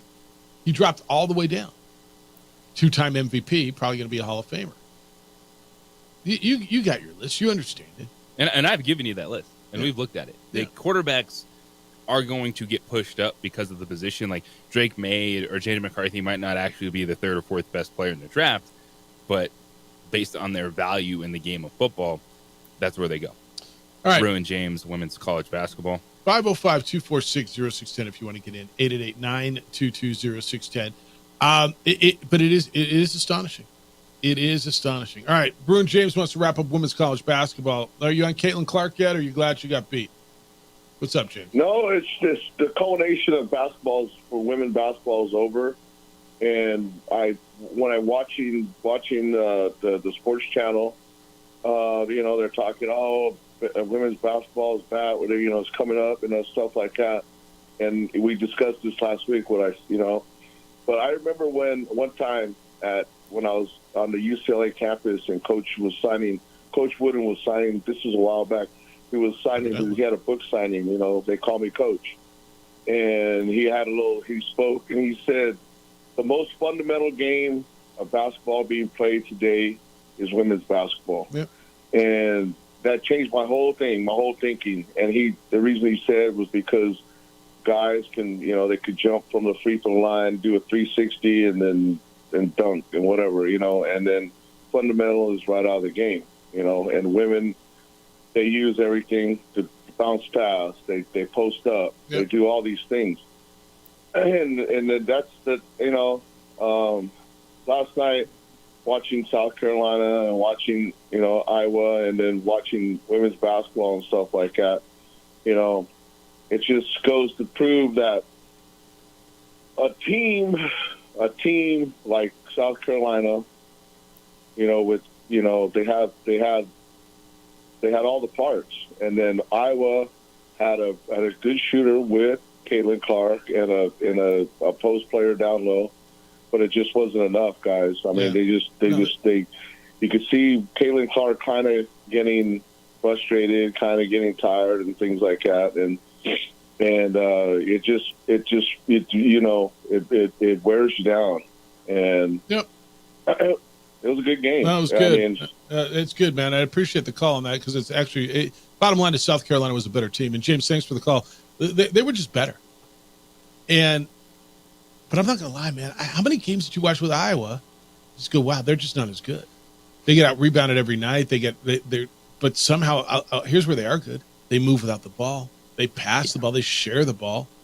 They were a team that they play fast. They shoot threes. The offensive efficiency makes up for the size. But they went against a South Carolina team that's special. Like, they have the ability to go deep. They have unbelievable size. And that was finally the counter to slowing down that offense. Jeffrey, good morning. You're on the Sports Animal. What's up, Jeffrey?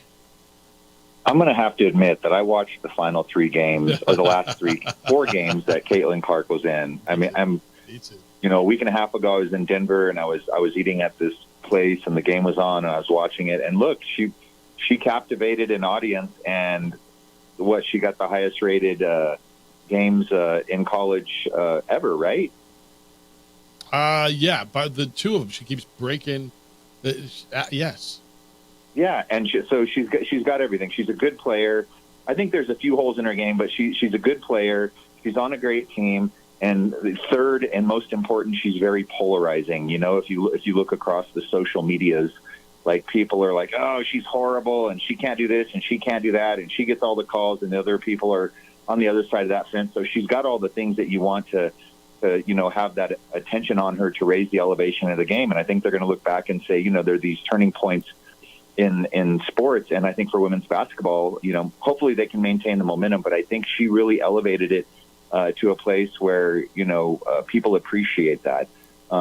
Secondly, Calipari, has there ever been a guy that consistently, lands with this cushiony, soft, feathery bottom?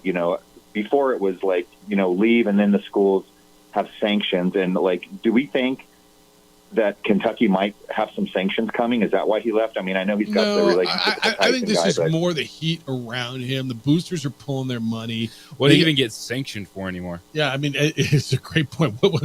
What can you get sanctioned for anymore? Yeah, no joke. I guess, maybe making out with a cheerleader or something. But he's got financial ties to the Tyson guy in Arkansas. But I guess the telltale sign for me was when I guess it was the AD had to come out and say, yes, we're bringing Calipari back next year. That's a telltale sign that there's some nervousness or some unease in the program. So, here he goes to another, I don't even know what they're paying him, like $8 million a year. Like, this guy, I despise him. He's one of the people, like a Caitlin Clark. He's polarizing, right? Like, I hate that guy. But would I take him if our coach left? Yes, and I hate to say that. So anyway, well, he does fit in nicely with that comment, with Bobby Petrino in Arkansas. And, ooh, look at you! See, with the volleyball player. Yeah. And you just made the Petrino reference, so you've tied it all together nicely, JJ. Nice. Anyway, yeah, man. So it's interesting. Good shakeup, though. And I will say this: the transfer portal makes this time of year very interesting as well, because I'm constantly, trying to check to see who the Lobos are bringing in, what kind of big bodies they're going to bring in. So there's good and bad, and let's see how it pans out. Looking forward to see what happens tonight in the game. I think Purdue can pull the upset. I know UConn's favored, but let's see, man. I'm always rooting for the underdog. Me too. All right, man. See you. Have a good one. Yeah, I think. Are you do you think people are rooting for the repeat and a little history? Or are they looking for Zach Edey and the underdog to do something? Would you feel sentiment one way?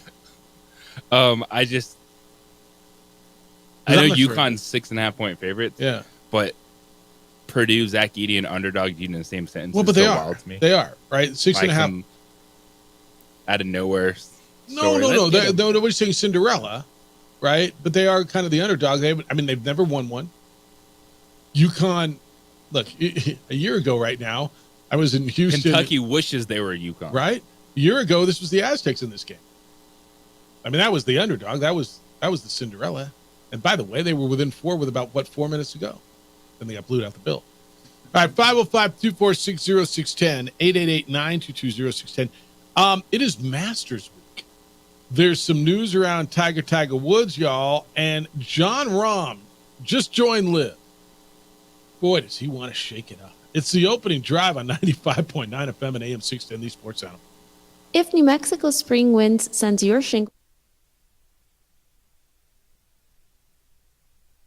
We would like to thank the following sponsors for making this broadcast possible.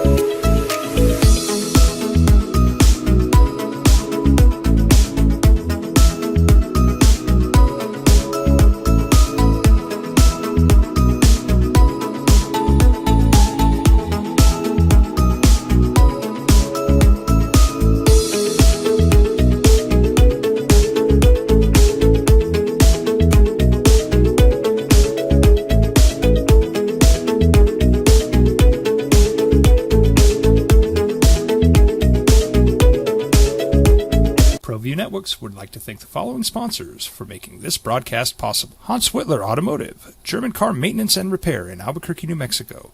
Call 505-294-7684 or visit HansWhitlerAuto.com.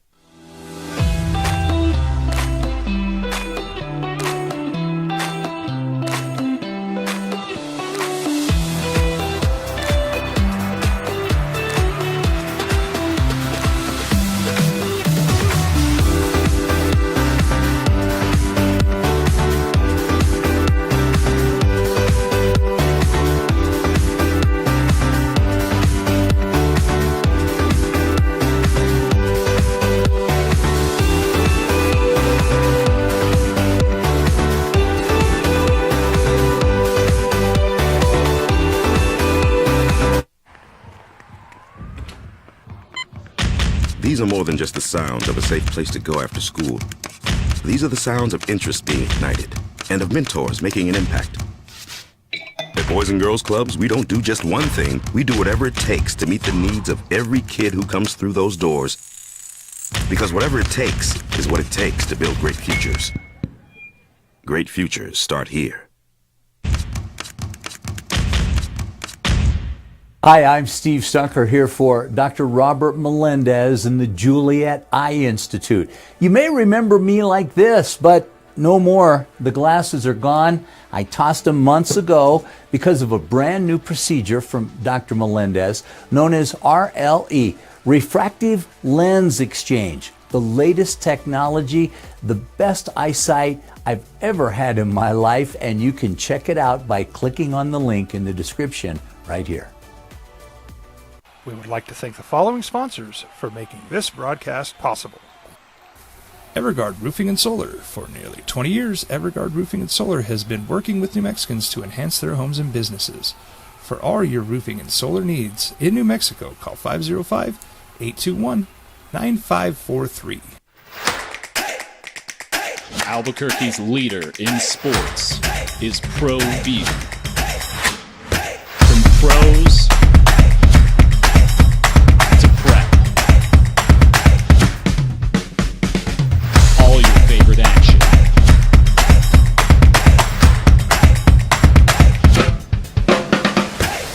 All your favorite talk shows.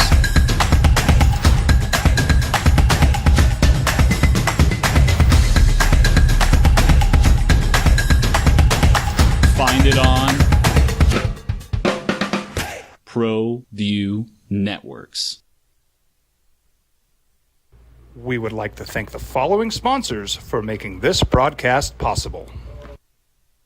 What's going on, Lobo Nation? Ja'Cory Krosky-Miller here. And I'm Devin Dampier. The Lobo football team is going through some changes, but we're here to stay. We'll put in the work on the field and in the weight room, but we'll need your help off the field. 505 Sports Venture is leading the charge in the NIL space. And you can be part of it. Shorty, she better than all my intentions. Locked in, shorty, you got my attention. CEO, baby, I give you the business. Touchdown and pay you a visit. I was born in New Mexico. I grew up on these streets. I got in trouble here, and I fought my way back in Boot Camp. I love New Mexico, especially the people. Now I'm using my training, tenacity, and energy to fight for you. I'm Adam Oki, lawyer, fighter, and New Mexican. I was a local athlete here in New Mexico, so I'm proud to support your local athletes.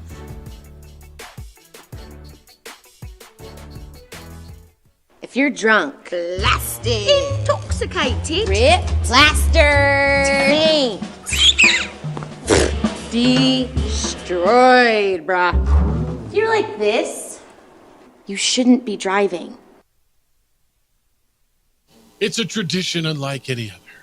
The Masters. It's this week. It's at Augusta. It's kind of fun. Sunday, the Masters is a good day. So is Thursday. By the way, I'm working on getting to the Masters. Not this year, obviously, but I'm getting there. Nick Nee's going to be there. So we'll start your golf tips with Nick Nee, the head pro or the director of golf out of San Diego Golf Club. We'll start those next Friday, but looks like Tiger's going to play. This would be his 26th Masters. So he was there this weekend and practiced. He's got a new caddy. Does that make a difference? I don't know. Lance Bennett is his caddy because the guy that was his caddy, Joe LaCava, is now working full-time on Patrick Cantlay's bag. So this will be the first time that he runs this track with this caddy. If he makes the cut, which he did last year, and then remember he had to pull out after, it'll be the 24th consecutive year. And he made the cut last year and tied the record with Gary Player and Fred Couples for the most made cuts at the Masters. All right, so there you go. I think there's renewed interest for some people. They want to see Tiger. JJ, I feel a dwindle. There's an interest in it, and you tell me if I'm kind of just too in the bubble. Yeah, I'm interested. All right, Tiger's playing, but it's kind of not the headline anymore. It's taking a few steps back. It's the reality of where he's at, and you look at what he's done. And when he's played, he's withdrawn or missed the cut in 4 of the 6 starts. And the ones that he's finished, the Genesis 2023 Masters in 2022. I think there's always a special intrigue, though, with Tiger Woods and the Masters because that is a playable course for him. It's not super long. It doesn't change. The course is going to give you the same thing every single time out. And that's why he's been able to have this record that when he steps on the course, he gets to the weekend. Is he going to be able to play 4 days of golf? Who the heck knows? But there's the intrigue of him at least getting to Saturday. Yeah, and can he get through the weekend? Can he walk 72 holes? And as Nota Begay said earlier in the week, he's just finding a way to recover. Can he recover from one round to the next? That's kind of the biggest question. So that's one big golf story going into the Masters. The other one is this, and I found this really interesting. Jon Rahm is the defending Masters champion. He will be at Augusta. He now plays on the LIV Tour. He is called for LIV to move to the traditional 72-hole tournament, a 4-day tournament that's used on the PGA Tour and most other tours. Now, part of LIV's kind of cool thing was 54, right? Isn't that what LIV is? Right? 54 holes, 54 players. That's kind of their deal.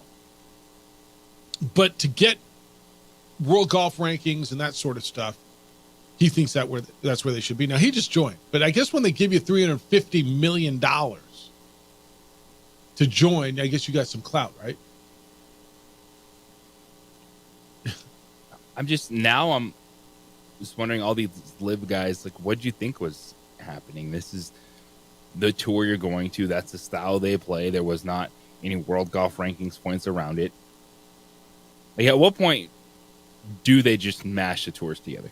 Well, I think that's where it's going. Right? It's one weekend you might have a 3-round, everyone's playing music, wearing shorts tournament, and then next you're playing everyone's favorite, the John Deere Classic.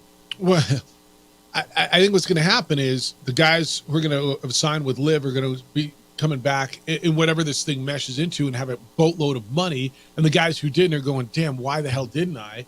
Right? But look, you got golfers on both circuits now expressing opinions that the split between the two leagues is flat out isn't sustainable, right? That the sport needs to be united and reunited quickly. Jon Rahm talked to the BBC before the Masters, and he said that he wants to see the Saudi-backed LIV Tour move to more traditional rules. His quote was this: if there ever was a way where LIV could go to 72 holes, I think it would help all of this argument a lot.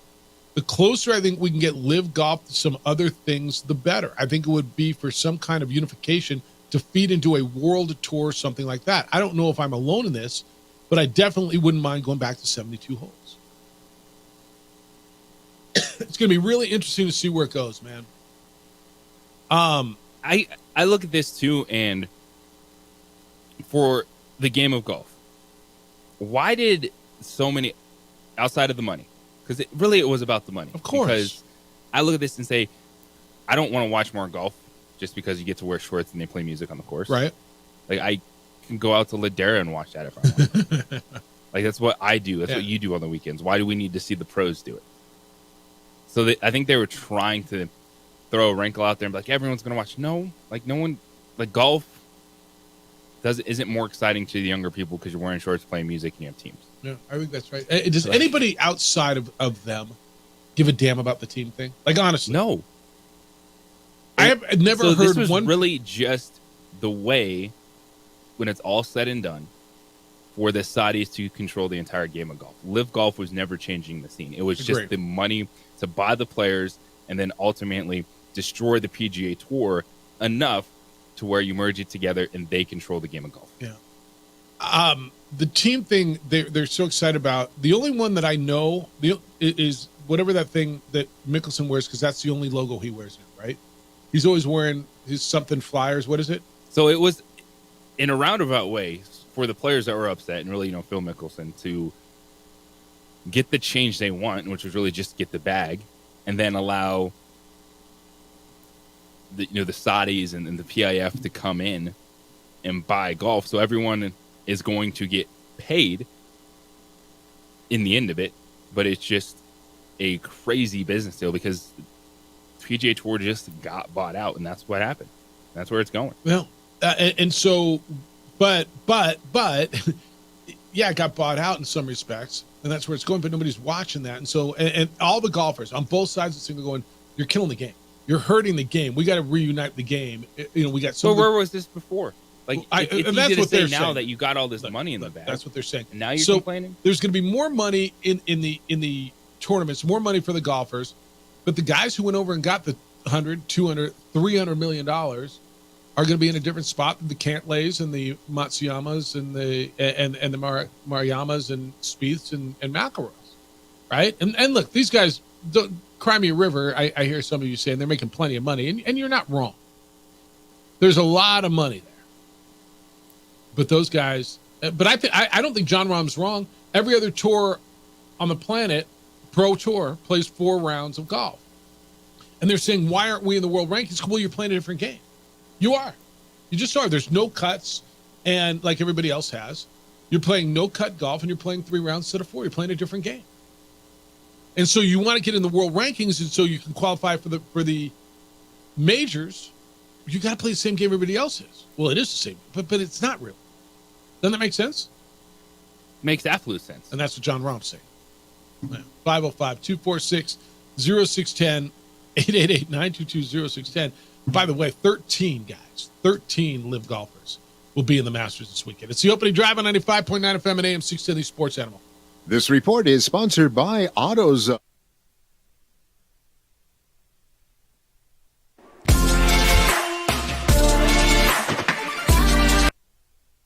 We would like to thank the following sponsors for making this broadcast possible. I was born in New Mexico. I grew up on these streets. I got in trouble here, and I fought my way back in boot camp. I love New Mexico, especially the people. Now I'm using my training, tenacity, and energy to fight for you. I'm Adam Oki, lawyer, fighter, and New Mexican. I was a local athlete here in New Mexico, so I'm proud to support your local athletes.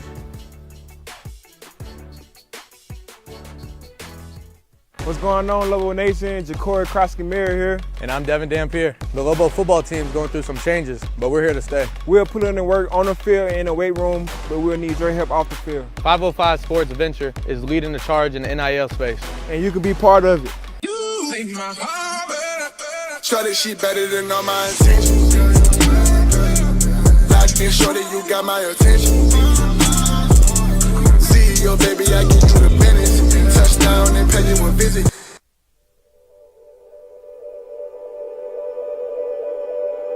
We aren't all born with the same opportunities. But it's the people who care that change everything. Get ready, Spell, get ready. My coach, my teacher, my older sisters, my grandma, my brother, my tutor, my dad, and my mom. As New Mexicans, it's up to all of us to do our part. So that no child goes without love. And no family has to do it all on their own. They're all our children. Every single person is called to make a difference in the life of a child. It's up to all of us to do our part. To pull together. Pull together. Pull together. To make New Mexico the best place to be a kid.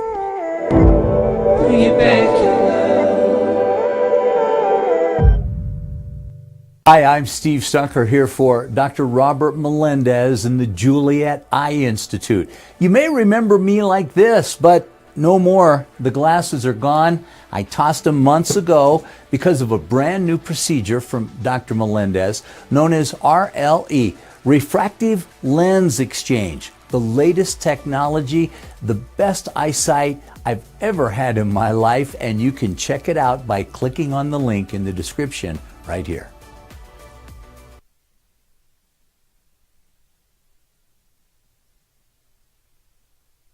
We would like to thank the following sponsors for making this broadcast possible.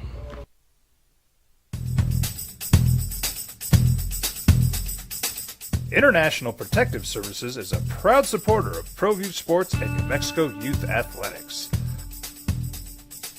IPS provides residential and commercial security services in the Albuquerque metro area. For more info, please call 505-897-2420 or visit internationalprotectiveservice.com. Hi, I'm Steve Stucker here for Dr. Robert Melendez and the Juliet Eye Institute. You may remember me like this, but no more. The glasses are gone. I tossed them months ago because of a brand new procedure from Dr. Melendez known as RLE, Refractive Lens Exchange. The latest technology, the best eyesight I've ever had in my life, and you can check it out by clicking on the link in the description right here. I was born in New Mexico. I grew up on these streets. I got in trouble here, and I fought my way back in boot camp. I love New Mexico, especially the people. Now I'm using my training, tenacity, and energy to fight for you. I'm Adam Oki, lawyer, fighter, and New Mexican. I was a local athlete here in New Mexico, so I'm proud to support your local athletes.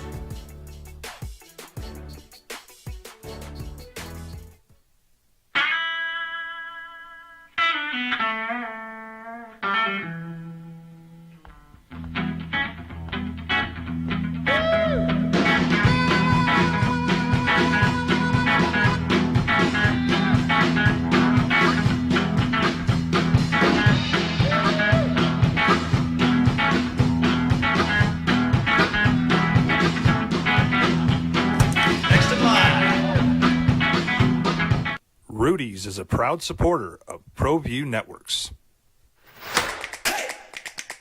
Albuquerque's leader in sports is ProView. From pros to prep, all your favorite action.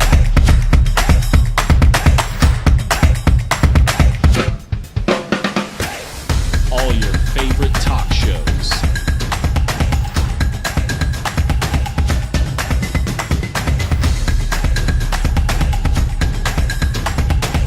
Find it on ProView Networks. Young driver, this one. Hard to get her out. She'd been drinking. This one. Both of them gone. They'd been drinking, and he drove clear off the road. This was my family. Drunk driver hit us. And my wife and our daughter, they didn't make it. Don't sacrifice quality and flavor when you're in a hurry. Golden Pride offers ribs, fried chicken, red and green chili breakfast burritos, and Frontier sweet rolls. 4 great locations, or visit us online at goldenprideabq.com. Golden Pride Barbecue Chicken and Ribs are proud supporters of ProView Sports. Well, I'm going to the frontier, walking to the cashier, order up a root beer and a number 1. Cover it with green stuff, 1 scoop is not enough. Find a booth is real tough, back by the Duke. Meet my family, me and my friends in the quirkiest restaurant I have ever been. All of Albuquerque's favorite spot, it's the Frontier Restaurant. The Frontier Restaurant is a proud supporter of ProView Networks. Hi, my name is Daniel Chavez, and this is my business partner, David Chavez. We are the owners of Indeed Safety. Indeed Safety is a local safety consulting company helping our clients with their safety needs for their projects. One of the things we pride ourselves as a construction safety company is helping our men and women in construction get home safe every day to their families. Indeed Safety is a proud supporter of ProView Network.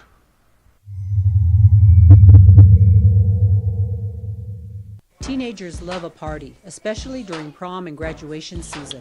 Often, Sports Animal. Big weekend locally. New Mexico United got 2 late goals, JJ Buck. They fell behind in the 87th minute to El Paso Locomotive and then roared back with late goals by Jacob Reyes and Nicky Hernandez. The last one in stoppage time, and United is 3-1-1 after a thriller. It won 1-0. First time, I think, all season they scored more than 1 goal. Big, big victory over their rivals the other night out at the ball pitch. That'll get you going. Epic finish against a rival. 3-1-1 will get you going, too. That's a nice start for them. Yeah, it's something that they've been looking for the last few seasons. So that happened out in Rio Rancho on Saturday night. The Tucson Sugar Skulls beat the Duke City Gladiators. 56-49 was the final out there. Next home game will be May 11th for the Gladiators. They fall to 0-3 now on the season. You were out there, and always a good time. I got to believe Austin loves that. It's fun, man. It's I always appreciate the Gladiators. We bring family out there, some friends, their kids, and it is a great atmosphere, man. It's so much fun. It's laid back, and it's interaction too. The kids were high fiving the players. Ball goes into the stands. He probably comes home with a ball every time. It's so much fun. Yeah. Now they're 0-3, and then the Ice Topes were on the road. They got beat 5 out of 6 games. Did the Ice Topes in Oklahoma City? They're no longer the Doyers. It's the curse of Symbieta and the Thunder Cup. What do you mean? If only you weren't distracting the manager with ice cream, this team would have gotten off. Have they been losing ever since that?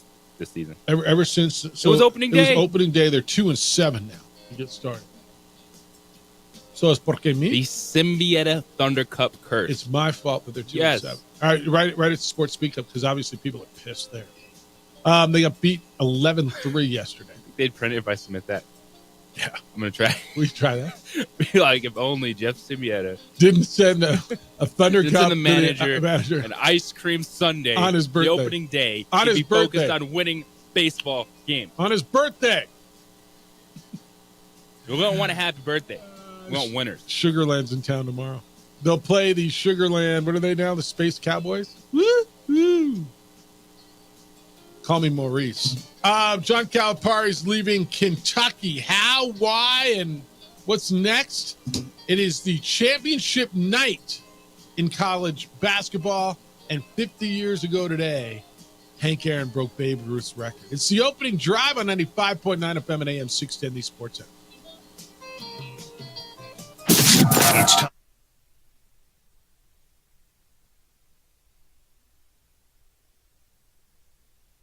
We would like to thank the following sponsors for making this broadcast possible. What's going on, Lobo Nation? Ja'Cory Krosky-Miller here. And I'm Devin Dampier. The Lobo football team is going through some changes, but we're here to stay. We'll put in the work on the field and in the weight room, but we'll need your help off the field. 505 Sports Venture is leading the charge in the NIL space.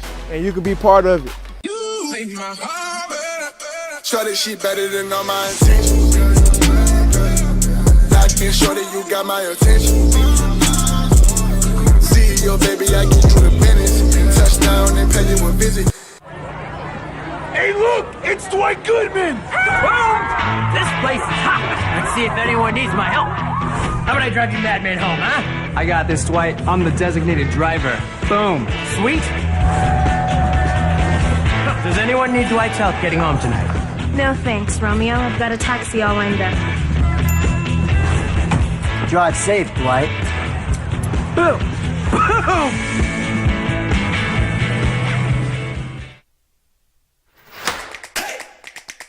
Albuquerque's leader in sports is ProView. From pros to prep, all your favorite action.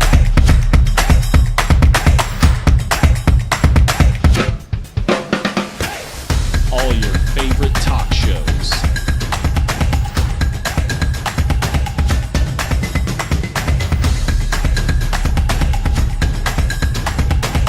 Find it on ProView Networks. These days, it's important to know people and businesses you can trust. There's a lot of places where you can buy a vehicle, but there's only a few local dealerships where you'll find honest people who have your best interests in mind. And Fiesta Kia is one of them. We've been helping our neighbors save money and drive dependable cars for years, and we'd love to help you. With new Kias arriving daily, you'll love our selection and the peace of mind you'll get driving a Kia from Fiesta. So stop by and see us today at Fiesta Kia on Lomas, or just start driving now at fiestakia.com. What's going on, Lobo Nation? Ja'Cory Krosky-Miller here. And I'm Devin Dampier. The Lobo football team is going through some changes, but we're here to stay. We'll put in the work on the field and in the weight room, but we'll need your help off the field. 505 Sports Venture is leading the charge in the NIL space. And you can be part of it. Shorty, she better than all my intentions. Locked in, shorty, you got my attention. See your baby, I get you the business. Touchdown and pay you a visit.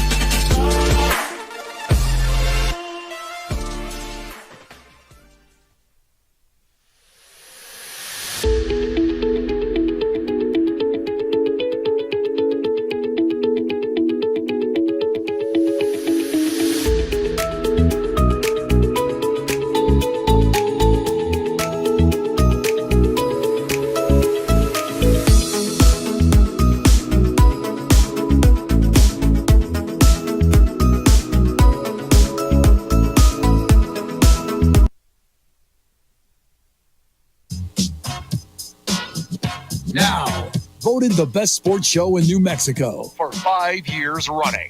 It's the OD in the AM with 3-time New Mexico Sportscaster of the Year, Jeff Symbieta and JJ Buck. Men's college basketball will decide a champion tonight. The ladies did it last night. South Carolina beat Iowa in the ladies' championship in Cleveland. Caitlin Clark's career comes to an end. A terrific game by Camila Cardoso and the South Carolina Gamecocks, who finished the season undefeated. They were the best team all season, and they are the champions. And it was a terrific run. Men go tonight. It's UConn, a 6.5-point favorite over Purdue. But really, the big story in the game is John Calipari, the Hall of Fame coach. I don't know if he's in yet or will be, leaving Kentucky and going to Arkansas. Certainly seeming a less job, but the pressure in Kentucky has been boiling. He'll go make a lot of money in Arkansas and start all over. And I got to believe he's got as much money as he needs, so he's fine. So who's next at Kentucky? Opening drive, Jeff Symbieta and JJ Buck. JJ, don't look now, but Pitino is one of the names on the list by CBS Sports. Cameron Salerno. He just put out Rick Pitino, the St. John's coach. But, of course, that would trigger then the St. John's job would be open in, well, yeah. Now, he's not the leading name, I don't think, by any means, but Rick Pitino, who, of course, was the coach at Kentucky from 1989 through 97, after 2 seasons in the NBA. And he did a nice job there, 219-50. He won a national championship. 3 Final Fours. I mean, that's a pretty damn good job there, right? I think Kentucky would their fan base would go nuts over that. Don't you think? Absolutely. I think right now you're just looking at what the list would be. It'd go Dan Hurley from UConn. You don't think Jay Wright would be at the very top? I just don't think he's in. Yeah. I think everyone wants Jay Wright, but I don't see him, being involved in this right now. So it would be Dan Hurley, Nate Oates, Alabama, Scott Drew, Billy Donovan, with Rick Pitino getting all the buzz from the fan base. Okay. Who's the most attainable?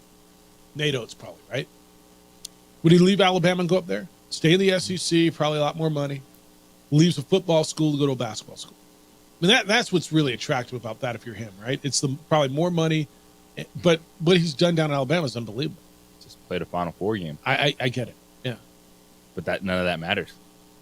Money, basketball school, and we've heard coaches, especially coaches right here, talk about, that matters. And in this world of college football, being able to coach at a basketball school, which Kentucky is, and you just get to use all that football money to better your basketball program. Yeah, it feels, of those guys that you said to me, you said Oates, who'd you say, Drew? Scott Drew's been the Baylor coach, has been the guy that all these jobs, Louisville, etc., they've been trying to draw him out of Baylor. Okay, I think that's worth the conversation. I don't think Danny Hurley leaves Connecticut for that job. Now, would it shock me? No, hardly. I mean, if the money's good enough, and he feels, I don't know why he would do that. Feels to me like he's building something so special up there, and that program right now is better than Kentucky. It is. Yeah, but it's almost one of those things you have to tell you that this could happen.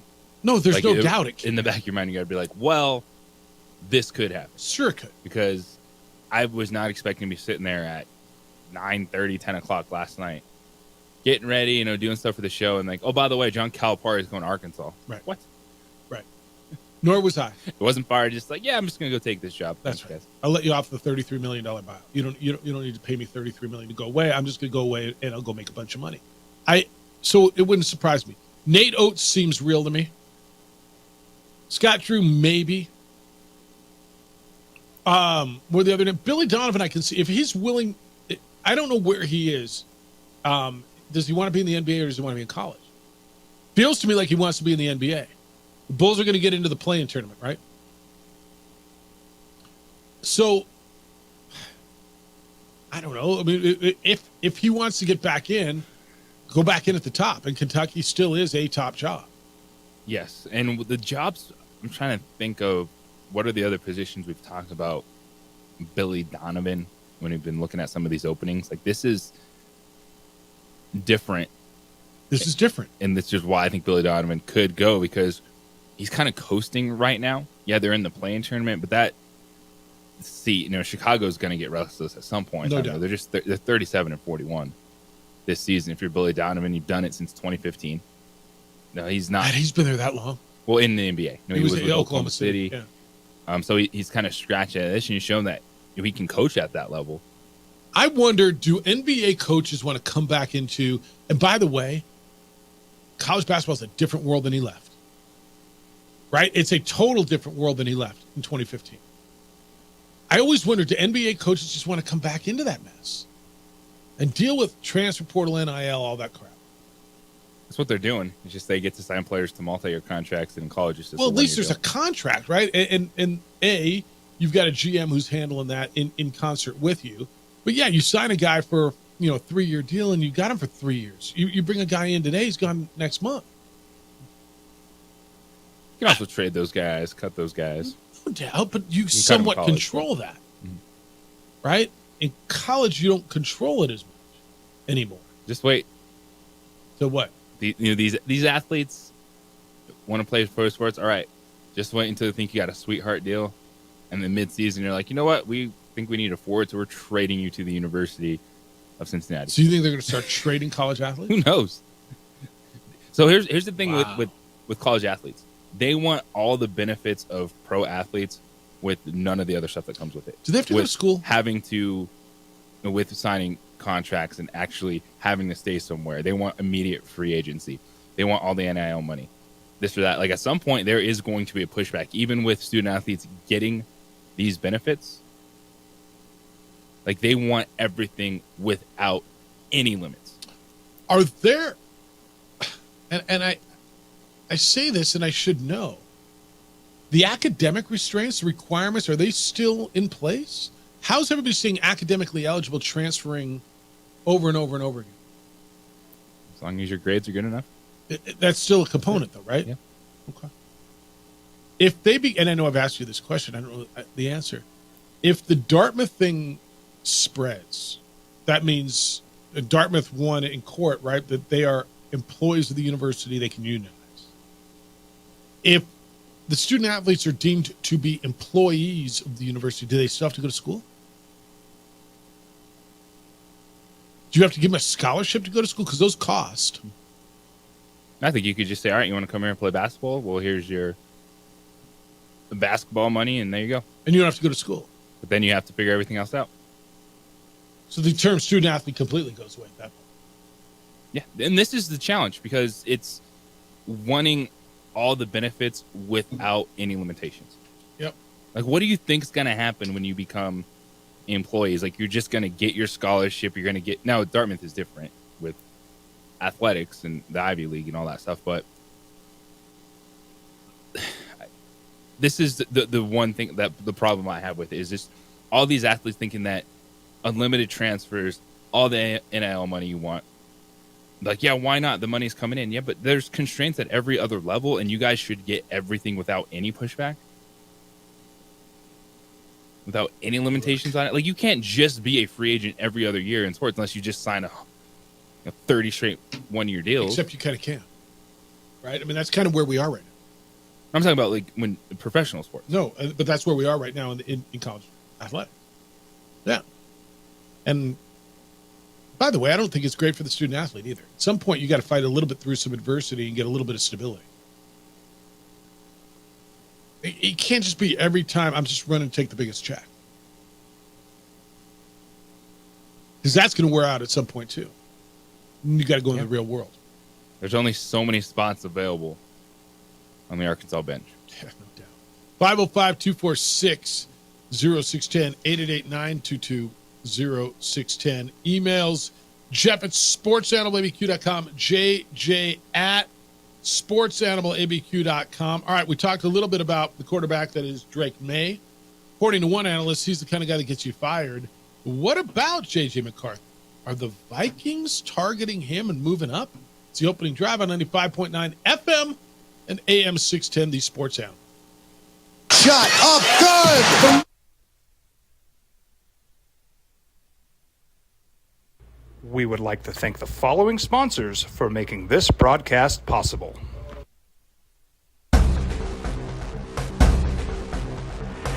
A burglary takes place in the United States approximately every 15 seconds. International Protective Service is your answer for commercial and residential security in all of Albuquerque. IPS will work with your monitoring company for fast, reliable response times. You can rest easy knowing you, your family, or your company is watched over by International Protective Service. Call International Protective Service today.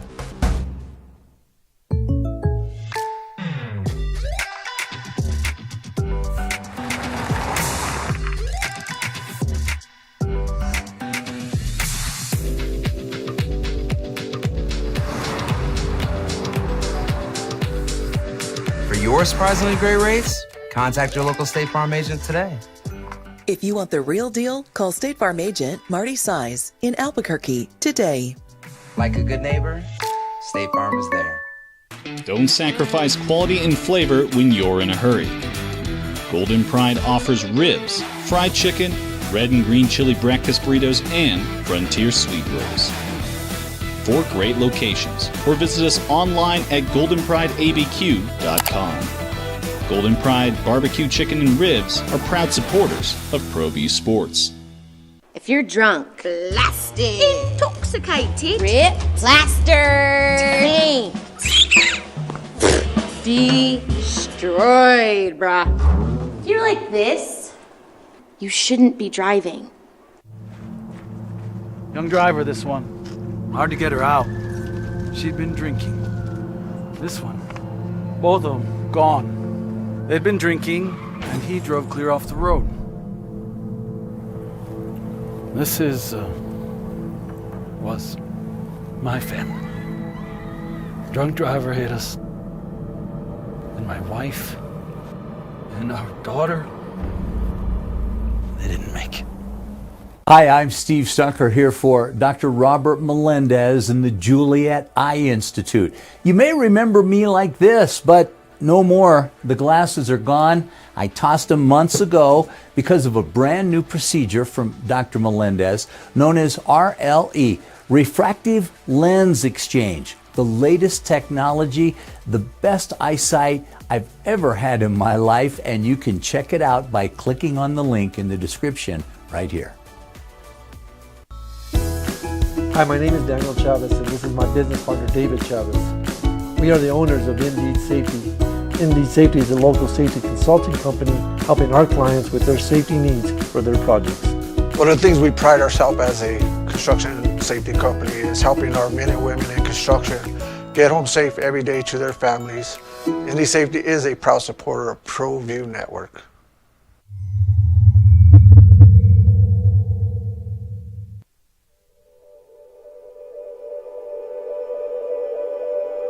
We aren't all born with the same opportunities. But it's the people who care that change everything. Get ready, Spout, get ready! My coach, my teacher, my older sisters, my grandma, my brother, my tutor, my dad, and my mom. As New Mexicans, it's up to all of us to do our part. So that no child goes without love. And no family has to do it all on their own. They're all our children. Every single person is called to make a difference in the life of a child. It's up to all of us to do our part. To pull together. Pull together. Pull together. To make New Mexico the best place to be a kid.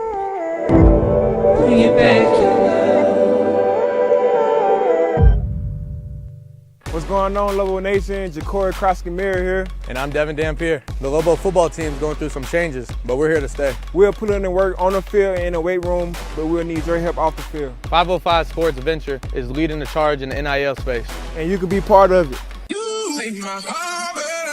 Shorty, she better than all my intentions. Locked in, shorty, you got my attention. See your baby, I get you the business. Touchdown and pay you a visit.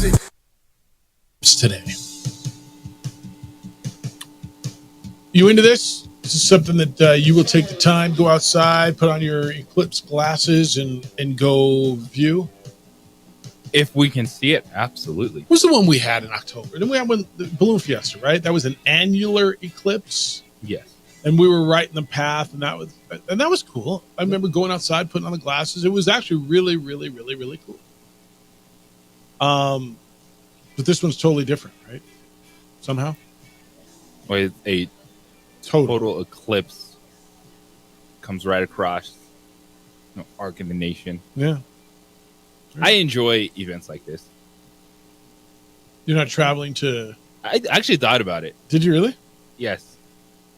As a family in Austin, Texas there in the past. And I was like, why the heck not? Try to get out. But here you are. Didn't come through. But here you are.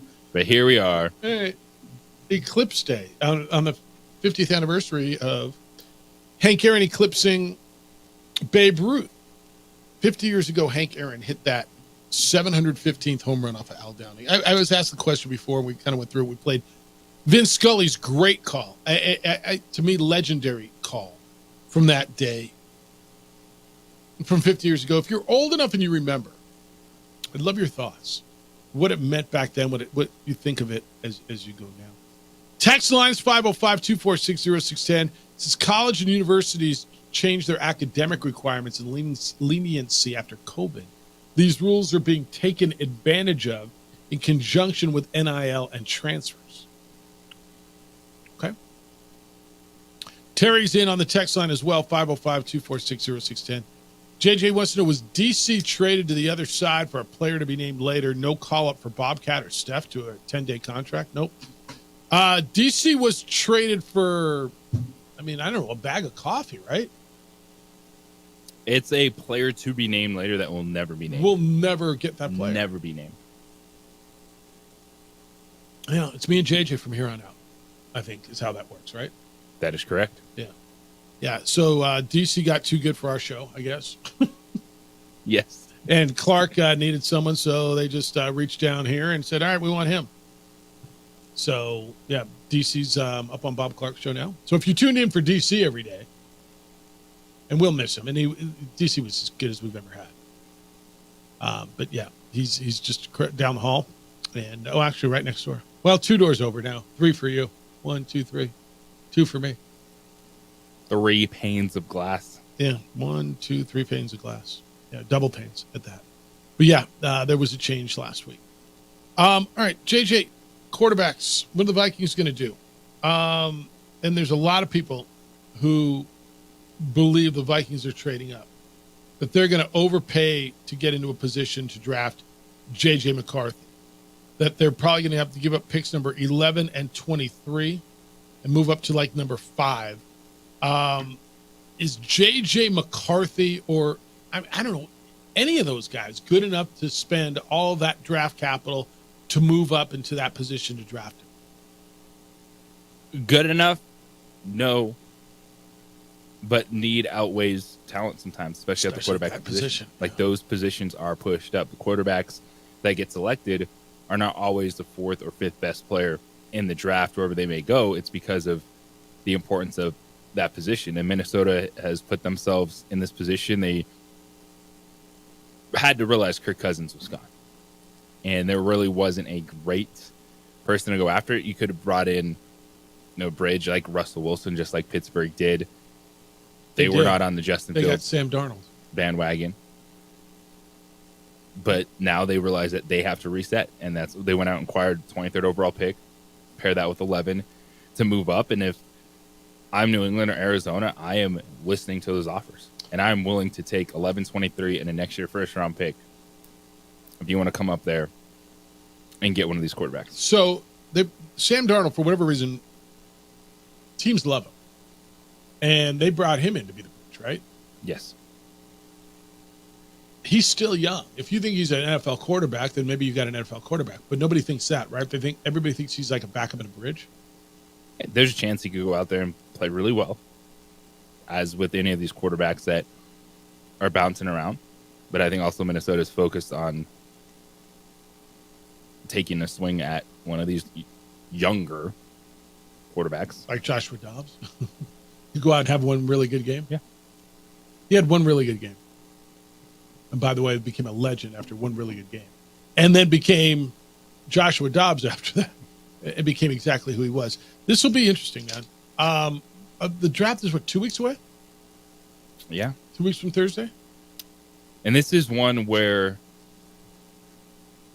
I do think that there's enough uncertainty to where number 3 is in play. If I'm the Patriots, I'm taking the best offer. So what that might be would be 11 and 24 and a first next year, or 11 and 23 for Minnesota.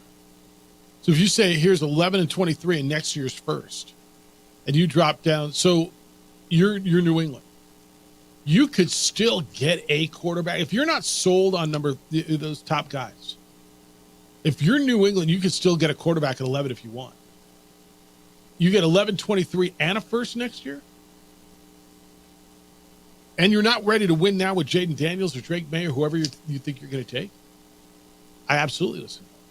And then you want to give me Michael Penix or something? Bo Nix will probably be there at 23, right? I'm not sure. Nobody's because sure. you have Denver and Las Vegas there, 12 and 13. Well, everybody needs a quarterback. And so it's going to push those guys up even higher. Yep. All right, 505-246-0610. 50 years ago today, Hank Aaron broke Babe Ruth's mark. Got a text earlier, said happy 7-15 day. Hank Aaron 7-15th on the April 8th of 1974 off Al Downing of the Dodgers. Tom House and the Braves bullpen caught it. Hank ended up with 755. Still the true home run king to me and a lot of people, even though Bonds said it was 762. We played you that great call earlier from Vince Scully, acknowledging what it meant, in his words, a great day for Hank Aaron and for Atlanta and for our country. In his words, a black man is getting a standing ovation in the Deep South and what it meant at that time. Jeffrey, you want to talk about that? Good morning, Jeffrey. You're on the Sports Animal. Good morning. Yeah, I wanted to talk about that event and two others in that time frame that were equally as popular in terms of buzz and anticipation. Because remember, he was at 713 or something like that the year before.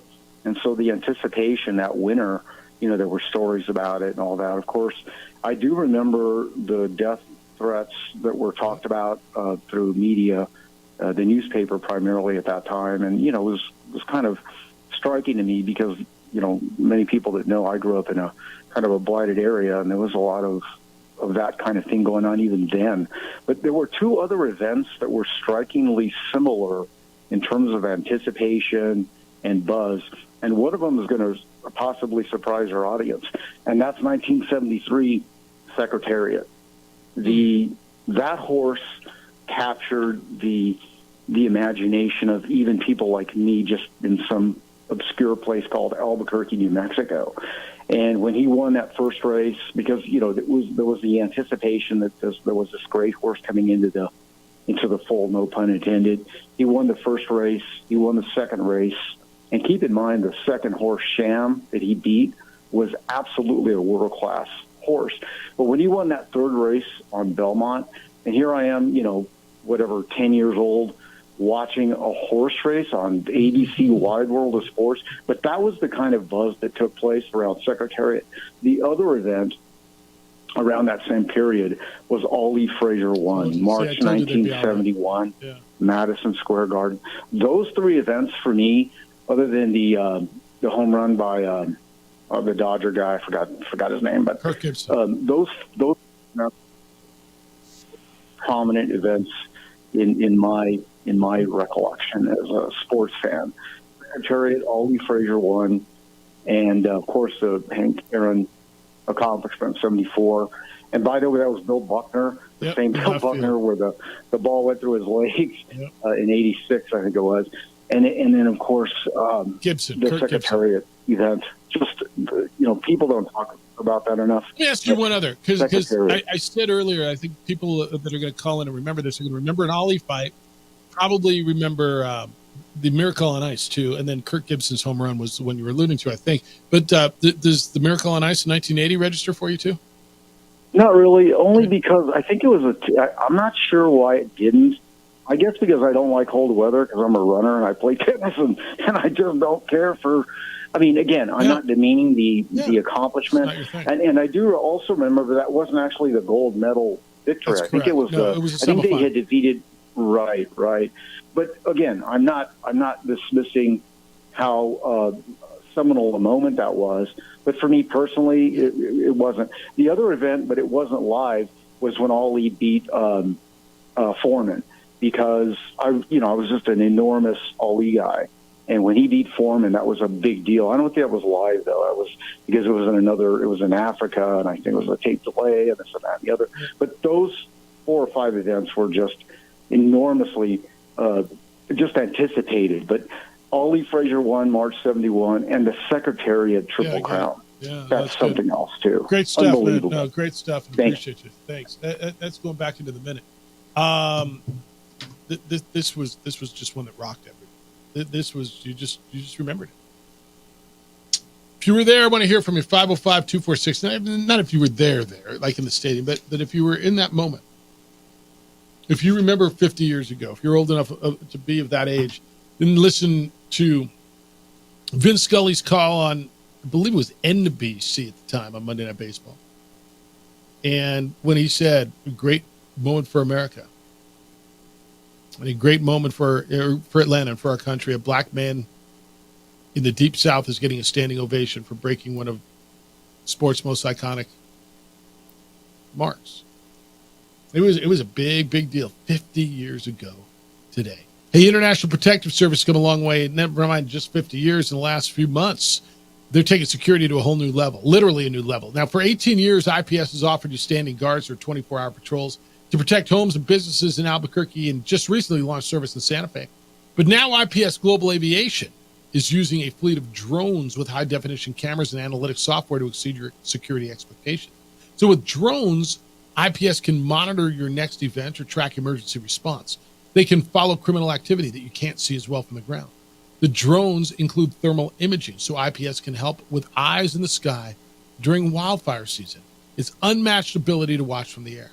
On the ground, IPS continues to use highly trained armed officers to watch the homes or businesses that mean so much to you. They install cameras and monitor them around the clock to deter criminal activity around your property, and even offer personal bodyguards if there's a threat to your safety. Security issue? IPS has you covered. 505-897-2420 is the number. 505-897-2420. They're online at ipsglobal.com. IPS is passionate about making Albuquerque a better and safer place to live and work. Travis.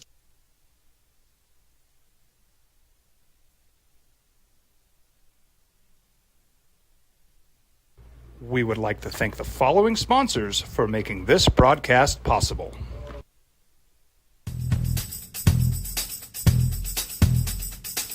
International Protective Services is a proud supporter of ProView Sports and New Mexico Youth Athletics. IPS provides residential and commercial security services in the Albuquerque metro area. For more info, please call 505-897-2420 or visit internationalprotectiveservice.com. Hi, I'm Steve Stucker here for Dr. Robert Melendez and the Juliet Eye Institute. You may remember me like this, but no more. The glasses are gone. I tossed them months ago because of a brand new procedure from Dr. Melendez known as RLE, Refractive Lens Exchange. The latest technology, the best eyesight I've ever had in my life, and you can check it out by clicking on the link in the description right here.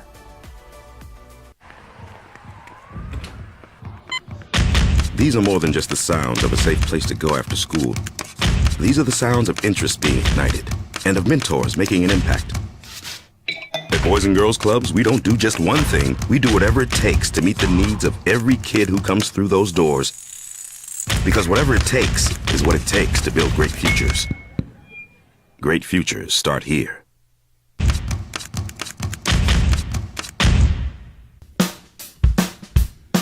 Well, I'm going to the frontier, walking to the cashier, order up a root beer and a number one. Cover it with green stuff, one scoop is not enough. Find a booth is real tough, back by the Duke.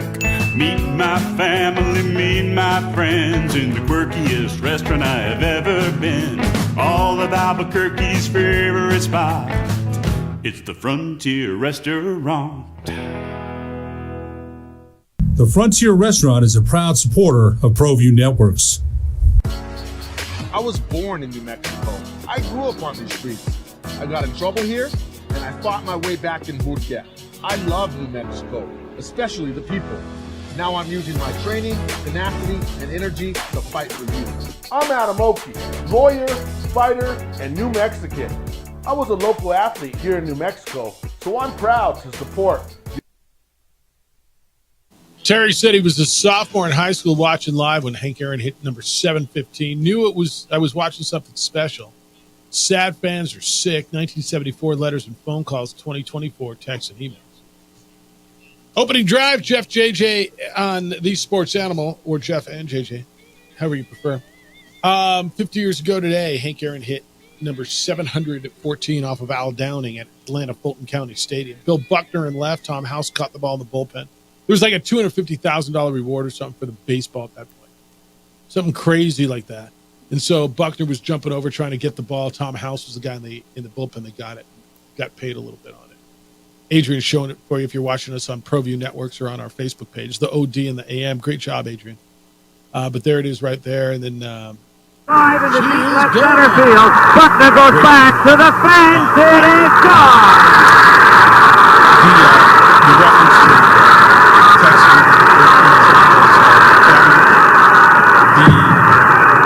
guard for the Iowa women's basketball team said she had to shut off her social media after the win over UConn because she was the player who got picked on that illegal pick at the end of the game by Aaliyah Edwards of UConn.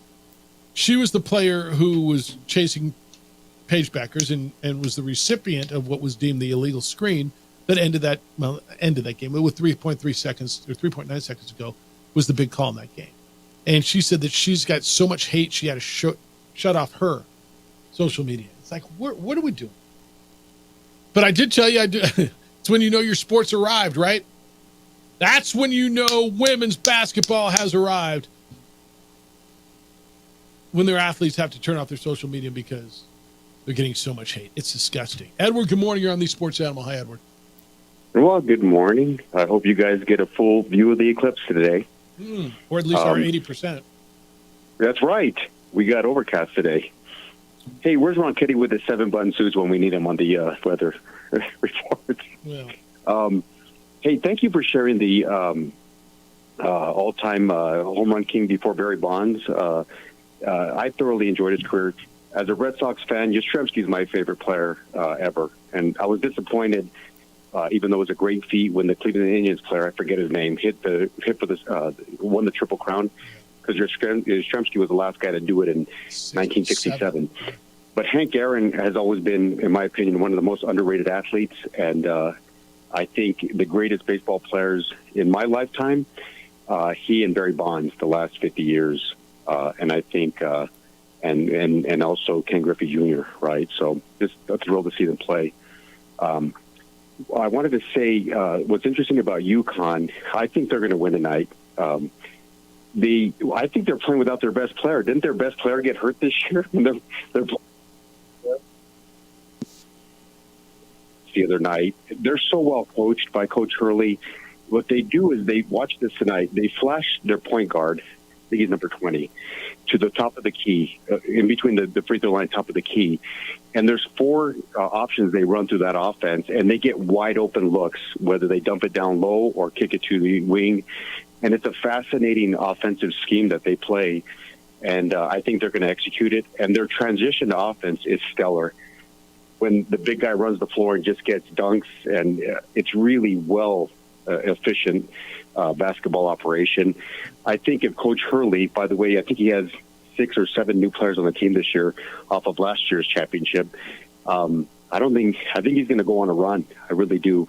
Purdue has a great program. It was nice to see them honor Coach Katie, who had a phenomenal run as their coach and just never could get to the final game or win the championship.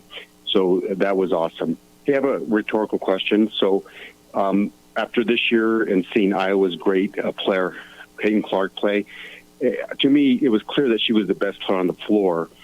And is it okay to say that the greatest player for either the season or a generation, obviously they don't win the championship, can you still be the greatest when you don't win the championship? And I think it's a resounding yes. Yeah, I thought that same thing yesterday, and I agree with you on yes. Yeah, and so I think when we criticize players, whether NBA, NFL, whatever sport, like LeBron, who's actually won, and when he's clearly the greatest player in a generation and gets scrutiny, it's just an interesting dichotomy. Anyway, I thought I'd share that with you. Enjoy the day, and I think we're going to get a great game tonight. Have fun, guys. Nice. So it's a fair question. I thought about it yesterday, too. Can you be the GOAT? And I don't know if she's the best ever, man. I will tell you, I think she's the most impactful ever in women's basketball. You're never going to be able to compare her to Cheryl Miller or Shamika Holtzclaw or Rebecca Lobo or go on. I mean, there's been so many greats. So, JJ, I don't know if she's the best ever. In fact, I would probably argue she might not even be. Probably the best shooter, huh? Sabrina Ionescu was really good. I don't know that there's a question that she's the most impactful, though, right? When I think of Caitlin Clark and where would you put her in the best ever, I don't know if I'm kind of right there with you. I don't have the immediate feeling that that's the best woman to ever play the game, right. But I feel it's almost like a Knights of the Round Table type of thing.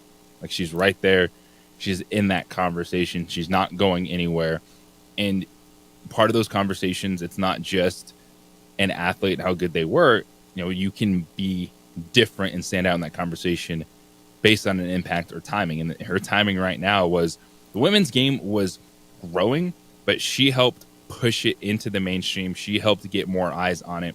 That when you tuned in, and if you watch these games, starting with the Elite Eight, Final Four, and the national championship game, you're tuning in for Caitlin Clark, but you're realizing that, there's other good teams and there's other really good players on the floor. And everyone rose to the occasion. Caitlin Clark did her thing, played great, but Paige Beckers stepped up.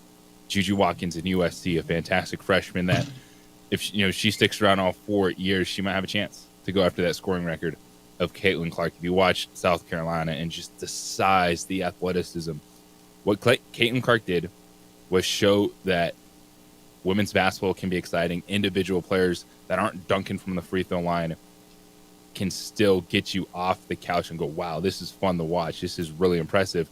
And everyone else backed it up. Is when you tuned in, you saw good players and good teams on the biggest stage. Yeah, I think all that's right. And I don't, she will be the all-time leading scorer now. And so that puts her in the conversation, period, right?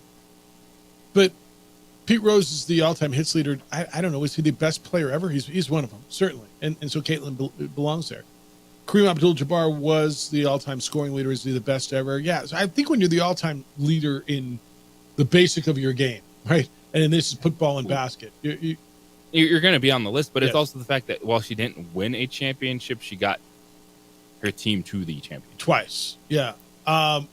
Look, pick it.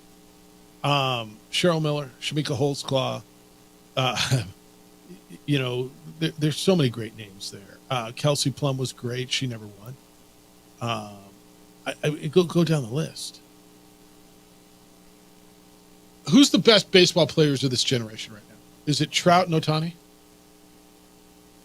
Yeah, Trout is still that dude, Shohei Ohtani. Have they ever won anything? Nope, and they were together. So you can still have that conversation, I think.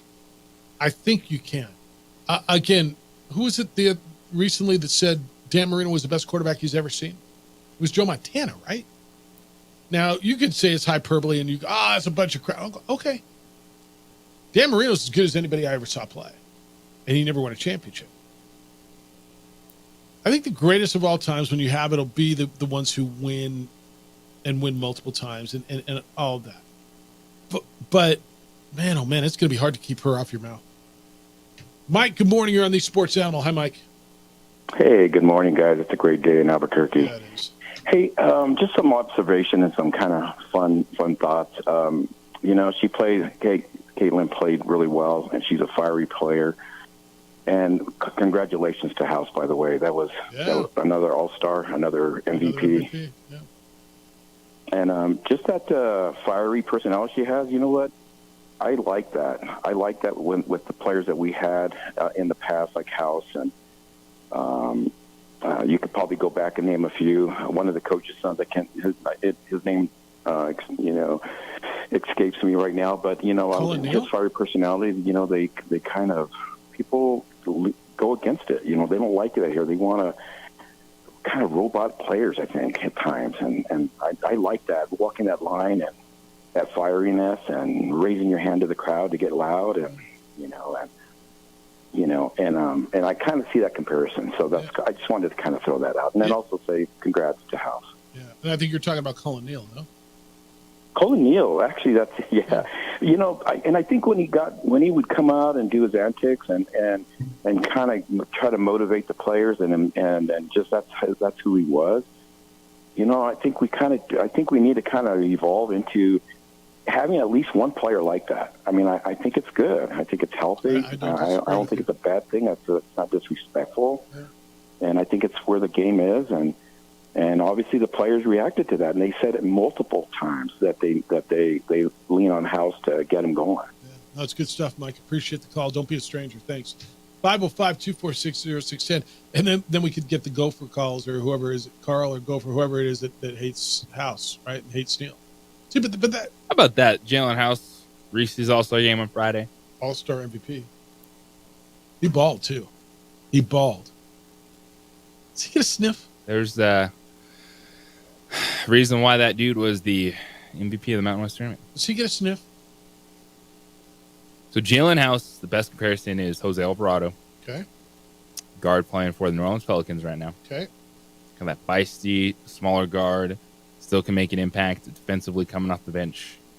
Do not believe Jalen House gets drafted.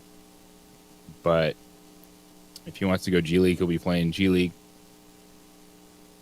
For sure. Which isn't a horrible life. And then see if you can get that call and a couple deals to find your way on team bench. Get yourself paid and get yourself a chance.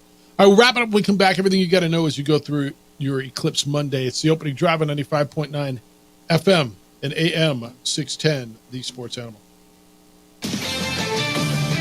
This is Boomerang. We would like to thank the following sponsors for making this broadcast possible. Young driver, this one. Hard to get her out. She'd been drinking. This one. Both of them gone. They'd been drinking, and he drove clear off the road. This was my family. Drunk driver hit us. And my wife and our daughter, they didn't make it.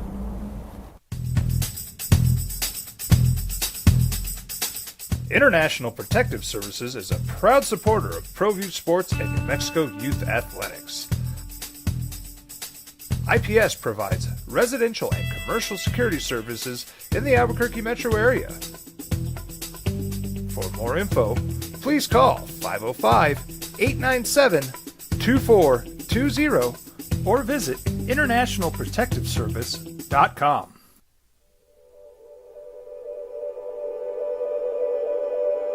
We aren't all born with the same opportunities. But it's the people who care that change everything. Get ready, Sprout, get ready! My coach. My teacher. My older sisters. My grandma. My brother. My tutor. My dad and my mom. As New Mexicans, it's up to all of us to do our part. So that no child goes without love. And no family has to do it all on their own. They're all our children. Every single person is called to make a difference in the life of a child. It's up to all of us to do our part. To pull together. Pull together. Pull together. To make New Mexico the best place to be a kid. bring it back to love.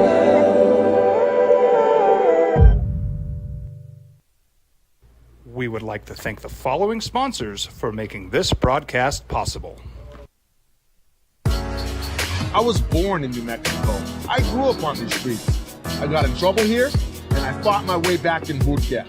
I love New Mexico, especially the people. Now I'm using my training, tenacity, and energy to fight for you. I'm Adam Oki, lawyer, fighter, and New Mexican. I was a local athlete here in New Mexico, so I'm proud to support your local athletes.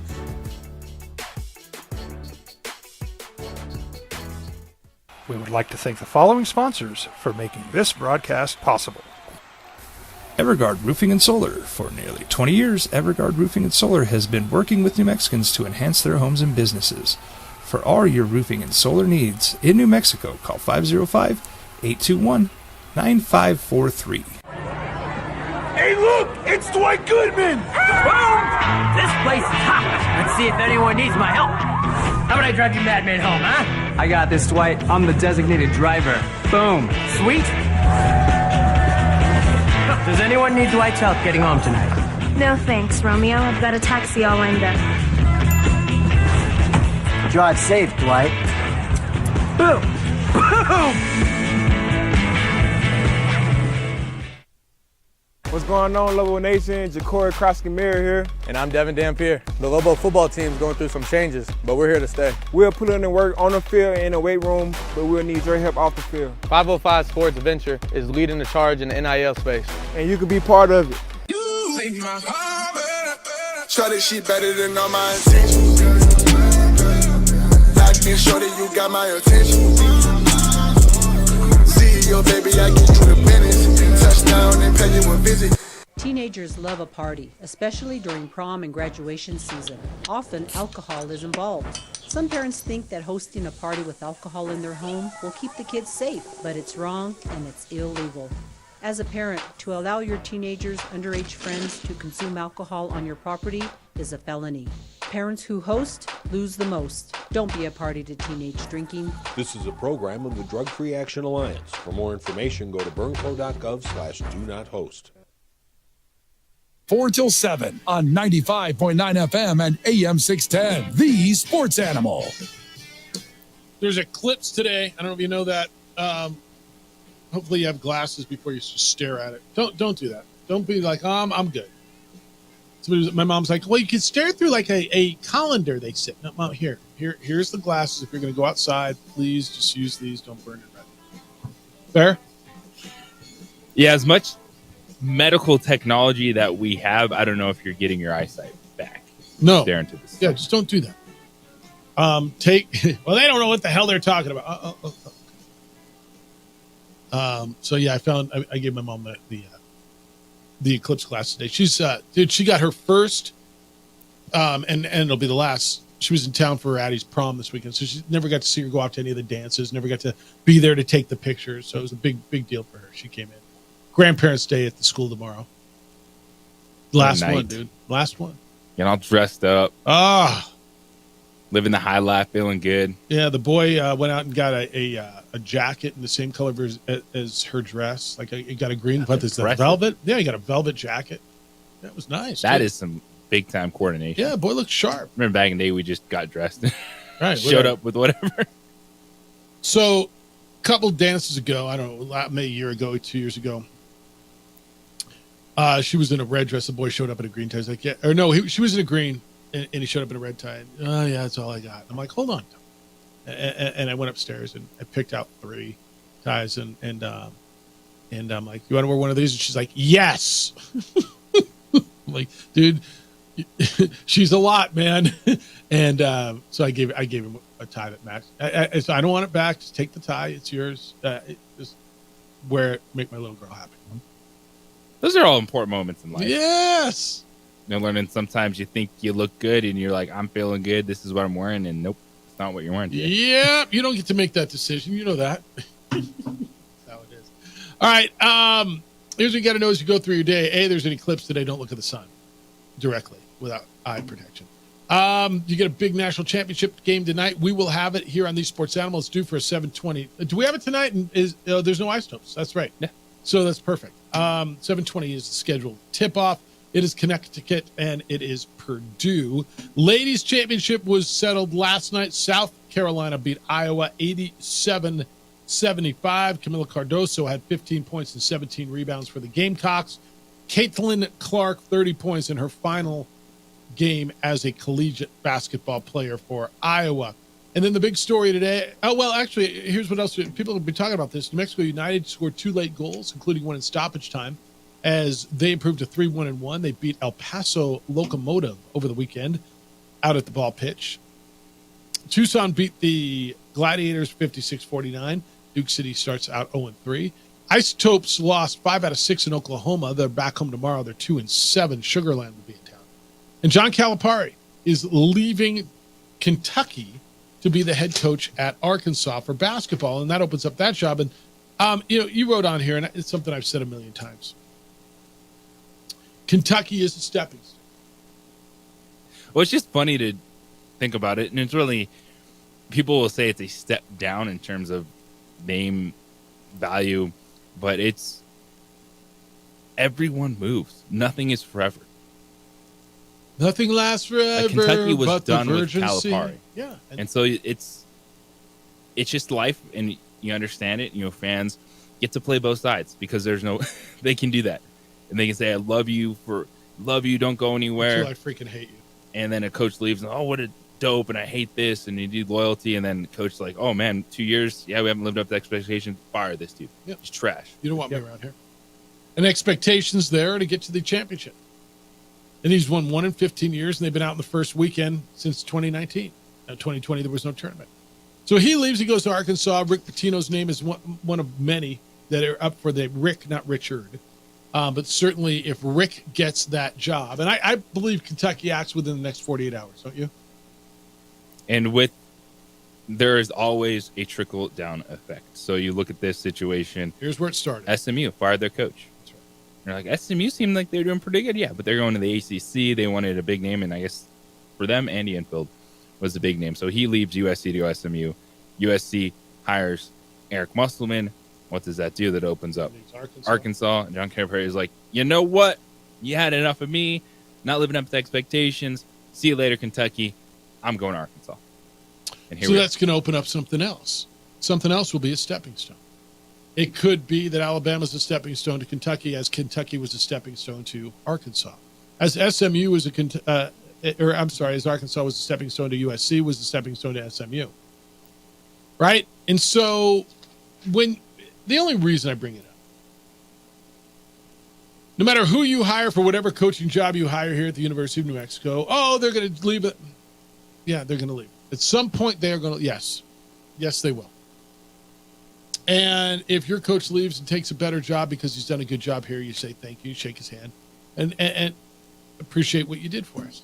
JT, there's a real chance, although I don't think it's the probability, I think it's a possibility. Then we reconvene tomorrow morning. Rick Pitino's name is up to go back to Kentucky. And if Rick Pitino goes to Kentucky, that St. John's opens up, and Richard's name will be up for that job, no? Richard's name will be in stories for that job because of what Rick Pitino said. 100% because of what Rick Pitino said. And with Kentucky, yeah, you follow the money. And the money guys, they have connections with Rick. Do they want to go back to that era? Do they want that coming back? Yeah. Well, all he did was win a national championship and go to 2 other Final Fours, right? I think they would love that. And there's a lot of money there. I don't know what he's making at St. John's. He said he likes living at home, and he's in New York, and all that's great. I don't know anybody who doesn't like a bunch more money. And if that happens, we could be having a real conversation. Or the next day or whatever it is. So just keep an eye on it. Not telling you stuff, but because of what Rick said earlier this year, specifically for those of you who aren't familiar with it, and if I'm paraphrasing, and I am paraphrasing, but he basically said, I want Richard, his son, the coach at New Mexico. He said, I want Richard to stay at New Mexico until I'm done here at St. John's, and then he takes over St. John's. And then he said, Richard's going to do whatever Richard wants. He's a grown man. He's his own man. But that's, somebody asked him about it. That's when Richard's name was floated around for the DePaul job, I believe. But because he put that out there into the atmosphere, it's just milking. And if that job opens, I think that's going to be part of the conversation. All right, Jim Rome Show is next. The Herd with Colin Cowherd will follow that. 2 Men On's here at 4. Then you get the national championship game, and we're back tomorrow morning with award-winning radio starting at 7 a.m. Tomorrow, Kenny will be here. Charlie Min. There's a documentary coming out on Diego Sanchez. So we'll preview that with the filmmaker who made that. Adrian looks great, man. Thanks for digging up that video. If you're watching on the simulcast, you get to see the Hank Aaron home run. You get to see so many things that Adrian adds. It's a good way to consume the show. JJ, great work. Big day for you? Huge day. Enjoy it. Be good to each other, please. Be kind, loving, caring, and sharing, and we will smell you tomorrow.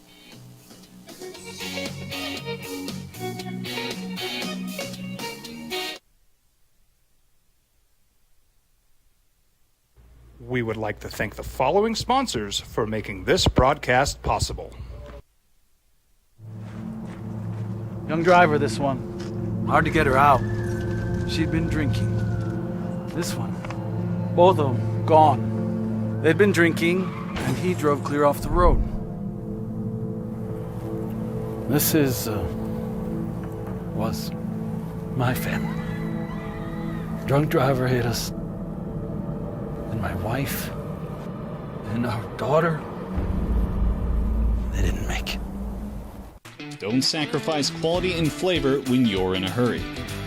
Golden Pride offers ribs, fried chicken, red and green chili breakfast burritos, and Frontier sweet rolls.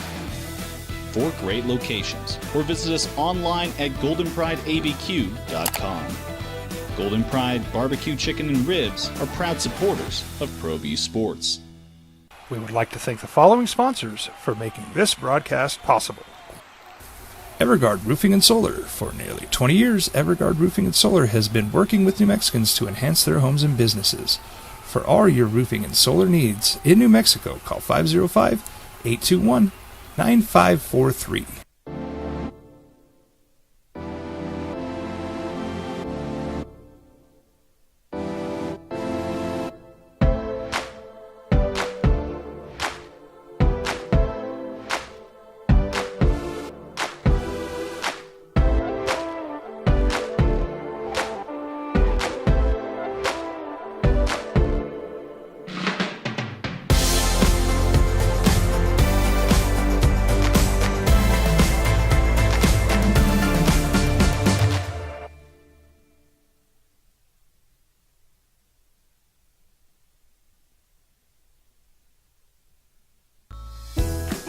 Hi, my name is Daniel Chavez, and this is my business partner, David Chavez.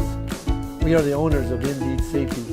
Indeed Safety is a local safety consulting company helping our clients with their safety needs for their projects. One of the things we pride ourselves as a construction safety company is helping our men and women in construction get home safe every day to their families. Indeed Safety is a proud supporter of ProView Network.